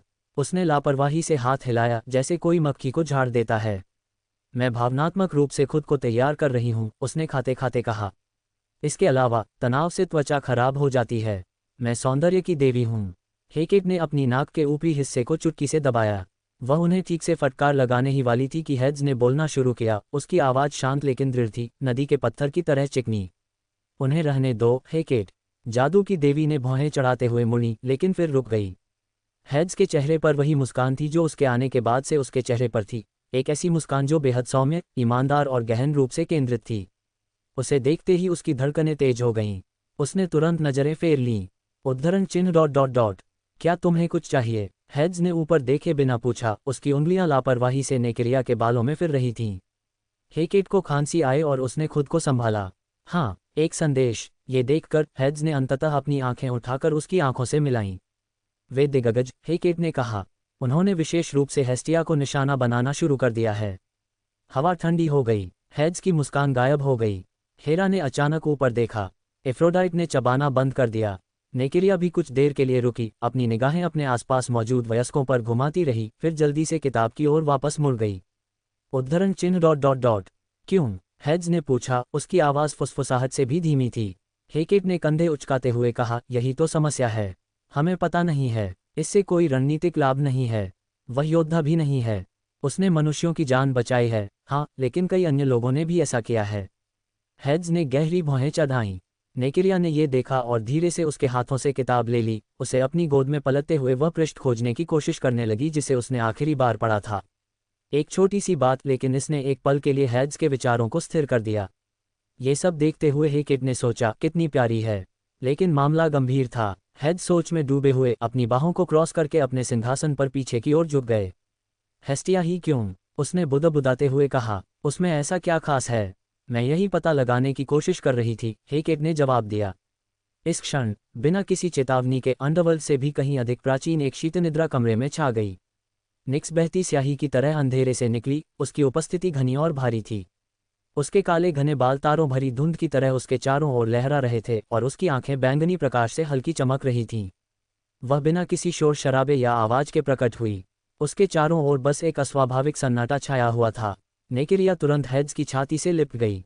यहाँ तक कि एफ्रोडाइट भी सीधी हो गई, अपने बालों को पीछे की ओर संवारते हुए ठीक से बैठ गई। निक्स की निगाहें हेड्स पर टिकने से पहले एक बार पूरे कमरे में घूम गईं। उसने धीमी आवाज में कहा, इसका कारण नीला कमल है। हेड्स की आंखें सिकुड़ गईं। देवी निक्स। हेकेट ने तुरंत घुटने टेक दिए। हेरा और एफ्रोडाइट भी तुरंत उनके पीछे आ गईं। आराम से। निक्स ने हाथ उठाकर उन्हें खड़े होने का इशारा किया। उन्होंने ऐसा किया, लेकिन वे अपने वरिष्ठों के सामने सैनिकों की तरह सीधे खड़े हो गए। निक्स ने आगे कहा, वह जिस हथियार का इस्तेमाल करती है, उसमें ऐसी ज्वाला है जो देवत्व को भी भेद कर आत्माओं को जला देती है, और यही एकमात्र ऐसी चीज़ है जिसका राक्षस विरोध नहीं कर सकते। वह हेकेट की ओर मुड़ी। हालांकि मुझे लगता है कि उसे निशाना बनाए जाने के पीछे कोई गहरा कारण है। चूल्हे की देवी अब कैसी हैं? हेकेट ने उत्तर दिया, वह ठीक है, लेडी निक्स। हेरियन सेंटिनल्स उसकी मदद के लिए आ चुके हैं। निक्स ने सिर हिलाया। ऐसा लगता है कि हमें हेस्टिया को सुरक्षा भेजनी होगी। लेकिन अगर हमने दोबारा दखल देने की कोशिश की तो गाया शायद इसे पसंद न करे, हेड्स ने कहा। कमरे में अचानक सन्नाटा छा गया और निक्स ने सिर हिलाया। एक पल बीत गया। उद्धरण चिन्ह ... फिर भी एक आत्मा को झुलसा देने वाली ज्वाला। हेरा ने चुप्पी तोड़ते हुए फुसफुसाया। इसीलिए वे उसे रास्ते से हटाना चाहते हैं। वास्तव में उसका दिव्य हथियार उनके लिए सबसे बड़ा खतरा साबित होगा। समझ में आता है, एफ्रोडाइट ने पुष्टि की। तुम उन लोगों को पूरी तरह से मिटाना चाहती हो जो तुम्हें धमकी देते हैं। इसीलिए मैं हेरा से नफरत करती हूँ। हेरा ने भौहें चढ़ाते हुए पूछा, क्या तुम मुझसे नफरत करते हो? एफ्रोडाइट गुर्राई, बिल्कुल। तुम्हारा राज लोगों को अपने प्यार का इजहार करने की पूरी आज़ादी से रोकता है। हेरा ने अपनी चाय नीचे रख दी और उसे घूरते हुए बोली, प्यार कोई ऐसी चीज़ नहीं है जो यूं ही दे दी जाए। यह शाश्वत है। अगर तुम किसी से सच्चा प्यार करते हो तो तुम्हें कसम खानी होगी कि बीमारी और सेहत में, अमीरी और गरीबी में, मौत तक तुम उसके साथ रहोगे। तस हेरा ने एक बार फिर चाय का गिलास होठों तक उठाया। वैसे भी अगर हम संयम की बात कर रहे हैं तो क्या तुम खुद को ही सीमित नहीं कर रही हो? तुम यौन सुख की देवी हो तो फिर अभी तक कुंवारी क्यों हो? उफ! एफ्रोडाइट को लगा जैसे किसी ने तीर उसकी छाती पर लगा दिया हो। इसमें मेरी कोई गलती नहीं है। भगवान हेड्स मेरे शयन कक्ष में नहीं आए जबकि मैं हमेशा उसे खुला रखती थी। हेड्स ने पलकें झपकाईं। क्या वह ऐसा करती है? बस करो, हेकेट ने कहा। भगवान हेड्स के अधीनस्थ होने के नाते तुम इस तरह का व्यवहार करके देवी निक्स के सामने उन्हें शर्मिंदा कर रहे हो। एफ्रोडाइट और हेरा चौंक गईं और फिर जल्दी से अपने सिर नीचे कर लिए। मैं क्षमा मांगती हूँ, हेरा ने झुककर प्रणाम करते हुए कहा। हाँ, क्षमा करें, एफ्रोडाइट ने पीछे पीछे कहा। निक्स हंस पड़ी और हाथ हिलाते हुए बोली, कोई बात नहीं, छोटे बच्चे बस बहुत ज्यादा ऊर्जावान होते हैं। उसने आधी झुकी हुई आंखों से हेड्स को घूर कर देखा। मृत्यु के देवता ने केवल नाक सिकुड़ी और कोई प्रतिक्रिया नहीं दी। ओलंपिको ने हेस्टिया पर हुए हमले के बारे में जरूर सुना होगा, हेकेट ने कहा। वे निश्चित रूप से अपने में से एक और को उसकी मदद के लिए भेजेंगे। शायद थेमिस ही सही है, हेरा ने कहा। वे हेस्टिया की रक्षा के लिए किसी ओलंपियन को नहीं भेज सकते क्योंकि वह सेना का नेतृत्व करेगी, लेकिन वे किसी कमजोर को भी नहीं भेज सकते। उन्हें किसी ऐसे शक्तिशाली व्यक्ति की जरूरत थी जिसके पास ओलंपस की दिव्य सेना में ज्यादा अधिकार न हो। थेमिस सबसे अच्छा विकल्प है। बात समझ में आती है, एफ्रोडाइट ने सिर हिलाया। थेमिस की बात करें तो, हेकेट ने आगे कहा, मैंने कुछ समय पहले उसे पाताल लोक के द्वारों पर घूमते हुए देखा था। मुझे लगता है कि वह प्रवेश करना चाहती थी लेकिन उसने ऐसा न करने का फैसला किया। एफ्रोडाइट ने आंखें घुमाईं और कहा, हम ओलंपस में इतनी सारी चीजें होने के कारण वह शायद वहां से जाना चाहती होगी। मुझे आश्चर्य है कि वह और एस्ट्रिया उन्हें कैसे बर्दाश्त कर पाती हैं। बिल्कुल सही, न्याय के प्रवर्तक होने के नाते उन दोनों को बहुत पहले ही ओलंपस छोड़ देना चाहिए था। अच्छा, हेड्स ने कहना शुरू किया, बहुत हो गई फालतू की बातें। वह नाइक्स की ओर मुड़ा और बोला, तो क्या तुमने अरेबस से संपर्क किया? निक्स ने सिर हिलाते हुए कहा, मैंने उसे हमारी खोज के बारे में बताया और उसने पहले ही दिग्गजों को खोजने का फैसला कर लिया था। हेड्स ने सिर हिलाया। बाकी लोग असमंजस में दिख रहे थे लेकिन चूंकि हेड्स ने कुछ नहीं कहा इसलिए उन्होंने विवरण नहीं पूछा। उन्हें भरोसा है कि समय आने पर वह उन्हें बता देगा। फिलहाल तो हम बस इतना ही कर सकते हैं। हेड्स ने आह भरी। निक्स ने उसकी ओर सिर हिलाया। अगर वे हस्तक्षेप करने की कोशिश करते हैं तो गाया उनके साथ युद्ध करने के लिए तैयार है, इसलिए वे वास्तव में कुछ खास नहीं कर सकते। इसलिए फिलहाल उनकी अगली चाल का फैसला तब किया जाएगा जब अरेबस और डेमेटर को दिग्गजों के बारे में सच्चाई पता चल जाएगी। अभी वे सिर्फ यहीं रह सकते हैं। हेरियन के ऊपर सुनहरा आकाश जगमगा रहा था। तभी दो दिव्य आकृतियां ऊपर मंडराती हुई दिखाई दी और उनके उतरने से हवा जोर से गरज उठी। दिव्य नियम और व्यवस्था की देवी थेमिस चूल्हे की देवी हेस्टिया के साथ ऊपर उड़ रही थी। उनकी उपस्थिति हवाओं को शांत कर रही थी और उनकी दिव्य चमक नीचे शहर को गर्मजोशी और आश्वासन से भर रही थी। कुछ ही घंटे पहले थेमिस पाताल लोक में अपने संगमरमर के शिखर पर विश्राम कर रही थी, नश्वर लोगों की याचिकाओं के ग्रंथों को पढ़ रही थी और हाल ही में मृत लोगों के भाग्य का संतुलन बना रही थी। फिर तत्काल बुलावा आया। एथेना और ज्यूस ने एक साथ बोलते हुए उसे सूचित किया कि हेस्टिया पर दिग्गजों ने हमला किया था और ऐसा प्रतीत होता है कि उसे जानबूझकर खत्म करने के लिए चुना गया था। एक विचित्र और खतरनाक घटनाक्रम। बिना किसी झिझक के थेमिस वहां से चली गई। अब जब वे नायकों की राजधानी हेरियन के ऊपर मंडरा रहे थे तो उनका स्वागत सदा सौम्य हेस्टिया की शांत मुस्कान से हुआ। आप यहाँ हैं, चाची, हेस्टिया ने धीरे से कहा। उसकी आवाज़ गर्म वसंत की हवा जैसी थी, हालांकि उसके शरीर से चोट के निशान अभी भी मिट रहे थे। थेमिस उसके बगल में उतरी और उसके कंधे पर हाथ रखा। कैसी हो? मैं ठीक हो गई हूँ, हेस्टिया ने धीरे से सिर हिलाते हुए कहा। सेंटिनल्स की सुरक्षा के कारण मैं बच गई। मैं पूरी तरह से स्वस्थ हो गई हूँ। आपकी चिंता के लिए धन्यवाद। थेमिस ने सिर हिलाया, ये देखते हुए कि उसकी भतीजी की आभा अब और भी अधिक चमकीली और दृढ़ हो गई थी। वह हमेशा से हेस्टिया को ओलंपस की शांत रीढ़ की हड्डी, चूल्हे में जलती हुई शाश्वत अग्नि के रूप में देखती थी, जो गर्मजोशी से भरी लेकिन निष्क्रिय थी। अब उसे अपने अंदर एक योद्धा की ज्वाला जलती हुई दिखाई दी। ये तो अच्छी बात है, थेमिस ने कहा। तो अब आप क्या करने की योजना बना रहे हैं? हेस्टिया ने क्षितिज की ओर देखा। शायद जाकर उन अन्य शहरों की तलाश करनी चाहिए जिन्हें मदद की जरूरत है। बहुत अच्छा, मैं आपके साथ चलूंगा। सच में? तो मुझे खुशी है, हेस्टिया ने कोमल आंखों से जवाब दिया। मैंने वार्न और सेंटिनल्स को विदाई दे दी है। मैंने उन्हें दैवीय सुरक्षा का आशीर्वाद दिया है। हेरियन मजबूती से खड़ा रहेगा। दोनों एक साथ ऊपर की ओर चढ़े, फिर सुनहरी और चांदी की रोशनी की लकीरों में विलीन हो गए और अगले युद्ध क्षेत्र की ओर तेजी से बढ़ गए। तारांकन, तारांकन, तारांकन। बहुत दूर, धरती की सतह के नीचे, पोफिरियन राक्षसों की गुफा में अपने अंधेरे सिंहासन पर बेचैनी से हिल रहा था। उसके खून में क्रोध उबल रहा था। उसका विशाल शरीर, जो कभी राजसी और तेज था, अब तीव्र घृणा से कांप रहा था। उनके भाइयों में से एक, जो एक छोटा दानव था, की मृत्यु हो गई थी। हत्या कर दी गई। हेस्टिया की सहायता से मनुष्यों द्वारा मारा गया। ऐसा होना संभव नहीं होना चाहिए था। पोफिरियन ने अपने सिंहासन के बगल में स्थित काले पत्थर की दीवार पर मुक्का मारा, जिससे उसमें पहाड़ के ढहने जैसी ताकत से दरार पड़ गई। उसकी क्रोध की गूंज से दीवारें चीख उठीं, लेकिन उसके भीतर, रक्त और हड्डियों से परे, कुछ और ही हलचल पैदा कर रहा था। एक उपस्थिति, किया जा रहा है। फुसफुसाहट की एक आवाज, भ्रष्टाचार की रेंगती हुई लताएं, उसकी आत्मा के सबसे गहरे हिस्से में छिपा एक परजीवी संस्था। वह भी क्रोध से दहाड़ उठा, हालांकि मरे हुए दैत्य के कारण नहीं, बल्कि उस चीज को मारने में अपनी विफलता के कारण जिससे वह डरता था, ज्वाला। नीला कमल, एक ऐसी शक्ति जो इसके प्रतिरोध को, इसके मूल तत्व को ही भेद सकती है। वह चीज इसके भ्रष्टाचार को जलाकर राख कर सकती है। यह ऐसी चीज है जिसे यह अस्तित्व में रहने नहीं दे सकता। उसे कार्रवाई करनी ही थी। वह सत्ता पोफिरियन के भीतर उमड़ पड़ी, नियंत्रण की सीमा को पार करते हुए। वह विशालकाय के चेतना में प्रवेश कर गई, उस पर कब्जा करने की कोशिश कर रही थी, नए आदेश जारी करने की कोशिश कर रही थी। उसे मार डालो। हेस्टिया को मारने के लिए सभी राक्षसों को बुलाओ, अभी। लेकिन इससे पहले कि वह आवाज पोफिरियन को पूरी तरह से अपने वश में कर पाती, टूटे हुए ओब्सीडियन जैसी एक आवाज उसकी आत्मा के काले गलियारों में गूंज उठी।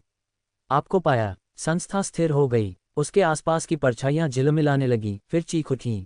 बिना किसी हिचकिचाहट के उस सत्ता ने तुरंत विशालकाय राजा के शरीर पर कब्जा कर लिया। शक्तिशाली पोफिरियन पीड़ा से चीख उठा, क्योंकि उसके शरीर से भ्रष्टाचार की लताएं फूट पड़ीं, जिससे वह मरोड़ते हुए अराजकता के एक समूह और अनगिनत बदलती आंखों, लताओं और मुखों में बदल गया।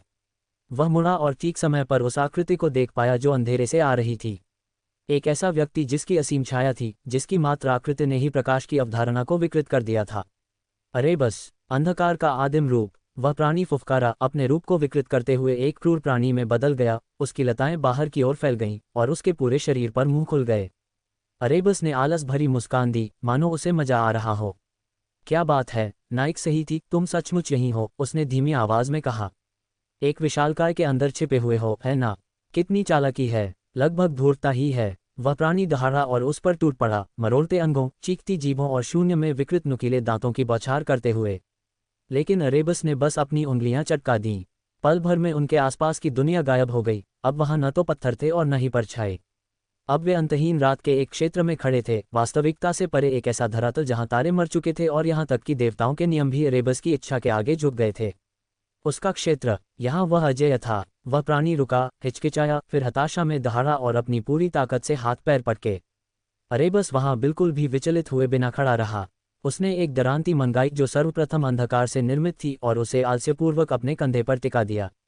फिर धमकी और खुशी दोनों से भरी मुस्कान के साथ उसने इशारा किया, चलो भी। वह प्राणी झपटा। अंधकार और भ्रष्टाचार के बीच टकराव हुआ और अंधकार का अनंत मैदान उनके प्रकोप के आगे कांप उठा। हंसियाओं ने अंगों को काट डाला, लताओं ने मुंह का रूप धारण कर लिया और अंतरिक्ष का हर इंच चीर फाड़ कर दिया गया, क्योंकि अंधकार के आदिम प्राणी ने आक्रमणकारी के खिलाफ युद्ध छेड़ दिया था।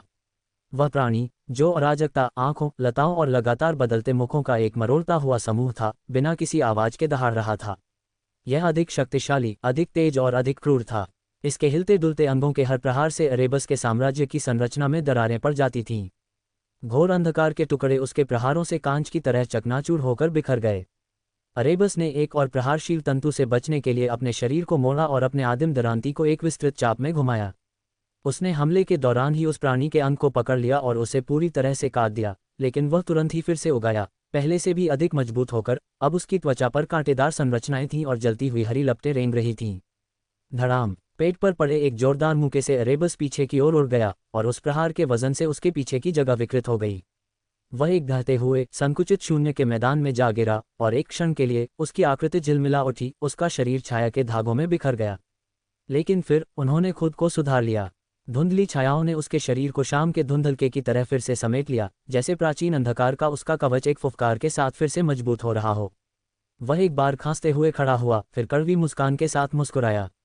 बड़े ताकतवर छोटे कीड़े हो, है ना? उसने बुदबुदाते हुए कहा। उस सत्ता ने कोई प्रतिक्रिया नहीं दी। उसने मनुष्यों या देवताओं की तरह बात नहीं की। उसकी आवाज़ इरादे से भरी थी, एक ऐसी आवाज़ जो मात्र अपने अस्तित्व से ही वास्तविकता को दूषित कर देती थी। और अब इसका इरादा विनाश करना था। एक और तेज हमला। यह अनुमान से भी अधिक तेजी से शून्य में दौड़ पड़ा। इसकी तंतु अब अजीब प्रतीकों से चमक रही थी और अप्राकृतिक आग भड़क रही थी। स्लैम! इसने अरेबस को पकड़ लिया और उसे उसके अपने ही क्षेत्र में पटक दिया। काले कांच के फर्श, तैरते हुए विशालकाय पत्थर और मृत तारों के समूह उसके प्रभाव से चटकने लगे। यह ऐसा था मानो कोई उल्कापिंड बार बार किसी ग्रह के एक ही बिंदु पर टकरा रहा हो। अरेबस हौंफने लगा। उस प्राणी के भले में से एक उसके शरीर में घुस गया था। उसने खांसते हुए काले धुएं का एक हल्का सा गुबार, यानी अपना सार, बाहर निकाला और फिर खुद को छुड़ा लिया। वह अपने पैरों पर खड़ा हुआ, अपनी दरांती को स्थिर किया और घूरने लगा। तुम महज एक टुकड़ा हो, और तुम एक उत्तेजित टाइटन से भी ज्यादा जोरदार प्रहार करते हो, उसने फुफकारते हुए कहा। वह प्राणी थरथरा उठा, उसका विशालकाय शरीर अवर्णनीय भावनाओं से कांप उठा। लेकिन उसकी दुर्भावना और शक्ति दोनों ही चरम पर पहुंच गईं। इसने एक बार फिर हमला किया, इस बार अनगिनत अंगों और अनगिनत कोनों के साथ। इसने एक साथ 30 दिशाओं से अरेबस पर प्रहार किया। आदिम प्राणी लड़खड़ाते हुए खून से लथपथ काली ज्वाला की लकीरें छोड़ रहे थे। लेकिन वह गिरा नहीं, क्योंकि यहाँ अंधकार के इस क्षेत्र में वह मर नहीं सकता था। अगर वह शक्ति उसके शरीर को चूर चूर भी कर दे तो भी परछाइयाँ उसे बार बार पुनर्जीवित कर देंगी। लेकिन इसका मतलब यह नहीं था कि वह कष्ट नहीं झेल रहा था। हर हमले ने उसकी गति धीमी कर दी। हर पुनर्जनन ने उसके प्रभुत्व की नींव को कमजोर कर दिया। वह सत्ता न केवल शक्तिशाली थी बल्कि निर्दयी भी थी। उसकी शक्ति ने इस लोक के मूल स्वरूप को ही विकृत कर दिया था। जहां अरेबस एक स्वामी था, वहीं वह सत्ता एक भ्रष्ट विसंगति थी। वह ये जानता था, इस ब्रह्मांड में ऐसी चीज का अस्तित्व ही नहीं होना चाहिए था। सारे नियम इसके आगे झुक गए। दैवीय नियम भी इसका विरोध करते रहे, पर इसे रोक नहीं सके। यह एक पराई वास्तविकता थी जो उसकी अपनी वास्तविकता को मिटाने की कोशिश कर रही थी। वह अधिकांश देवताओं से अधिक शक्तिशाली था। वह संसार के आरंभ से ही अस्तित्व में आया था, लेकिन ये किसी पुरानी, अधिक असामान्य चीज का एक अंश था। और वह जीत रहा था। अरेबस ने अपनी दरांती घुमाई और इस बार नीचे की ओर प्रहार किया, जिससे उनके बीच की दूरी की अवधारणा ही कट उठी। वह प्राणी लड़खड़ाकर पीछे हट गया, उसका शरीर असामान्य रूप से मुड़ गया, फिर उसने दूषित ऊर्जा का विस्फोट करते हुए पलटवार किया। ये सीधे अरेबस की छाती पर लगा। वह लड़खड़ा रहा था, उसकी त्वचा से चिंगारियां निकल रही थीं और उसके हाथ का एक हिस्सा गायब था। वह एक घुटने पर बैठ गया। वह प्राणी फुफकारा, उसके कई मुख खुल गए। उसका एक अंग नुकीला हो गया, जो अरेबस के हृदय की ओर लक्षित था। लेकिन आदिम देवता मुस्कुराया। तुम समय बर्बाद कर रहे हो, तुम्हें पता है ना, उसने कर्कश आवाज में कहा। संस्था रुक गई। तुम मुझे यहाँ नहीं मार सकते। तुम मुझे तब तक पीट सकते हो जब तक मैं पछतावे और धूल के सिवा कुछ न रह जाऊं, लेकिन मैं फिर भी वापस आता रहूंगा। उसने फिर से खांसा और खुद को ऊपर उठाया। और आप यहाँ जितना समय बिताते हैं, उतना ही कोई और आपको ढूंढने के करीब आता जा रहा होता है। उस प्राणी की तंतु जम गईं और कांपने लगीं। उसे पता था कि वह किसके बारे में बात कर रहा है। निक्स, रात्रि की आदिम देवी। हेड्स, मृतकों का देवता। ये दो ऐसे प्राणी हैं जिनका सामना वह सत्ता इस समय बिल्कुल नहीं करना चाहती। वे बहुत शक्तिशाली थे, इतने शक्तिशाली कि उस सत्ता को आश्चर्य हुआ कि क्या वे वास्तव में इसी छोटे से ब्रह्मांड में पैदा हुए प्राणी थे। उस प्राणी ने एक धीमी, कर्कश चीख निकाली, मानो कोई जलपरी मांस की परतों के बीच से खींची जा रही हो। पूरा लोक कांप उठा। फिर वह अपने शरीर को अंदर की ओर समेटने लगी, स्वयं को शून्य में समाहित करते हुए भागने का प्रयास कर रही थी। अरेबस लड़खड़ाते हुए खड़ा हुआ और उसने अपनी दरांती आगे की ओर फेंकी। हथियार ने उस इकाई पर ठीक उसी समय प्रहार किया जब वह मुड़ रही थी, और खुद को उसके द्रव्यमान के केंद्रीय कोर में गहराई से धंसा दिया। सफेद लौ की एक मुड़ी हुई आंख। वह प्राणी चीखता हुआ गायब हो गया। वह घायल तो हुआ था, लेकिन नष्ट नहीं हुआ था। इसे छोड़ दिया है। अंधेरा थमसा गया। अरेबस अकेला खड़ा था, उसकी छाती जोर जोर से धड़क रही थी। एक क्षण बाद उसके हाथों में दरांती फिर से प्रकट हो गई, मानो उसके क्षेत्र ने उसे बुला लिया हो। उसने आह भरी। खैर, उसने बुदबुदाते हुए कहा, यह उम्मीद से भी बदतर हो गया। उसने अपनी निगाहें ऊपर उठाईं और उसके राज्य के तारे धीरे धीरे अपनी जगह पर वापस टिमटिमाने लगे। वह एक परछाई की ओर मुड़ा और फुसफुसाया, मैंने इसे भागने दिया। निक्स मेरी जान ले लेगी।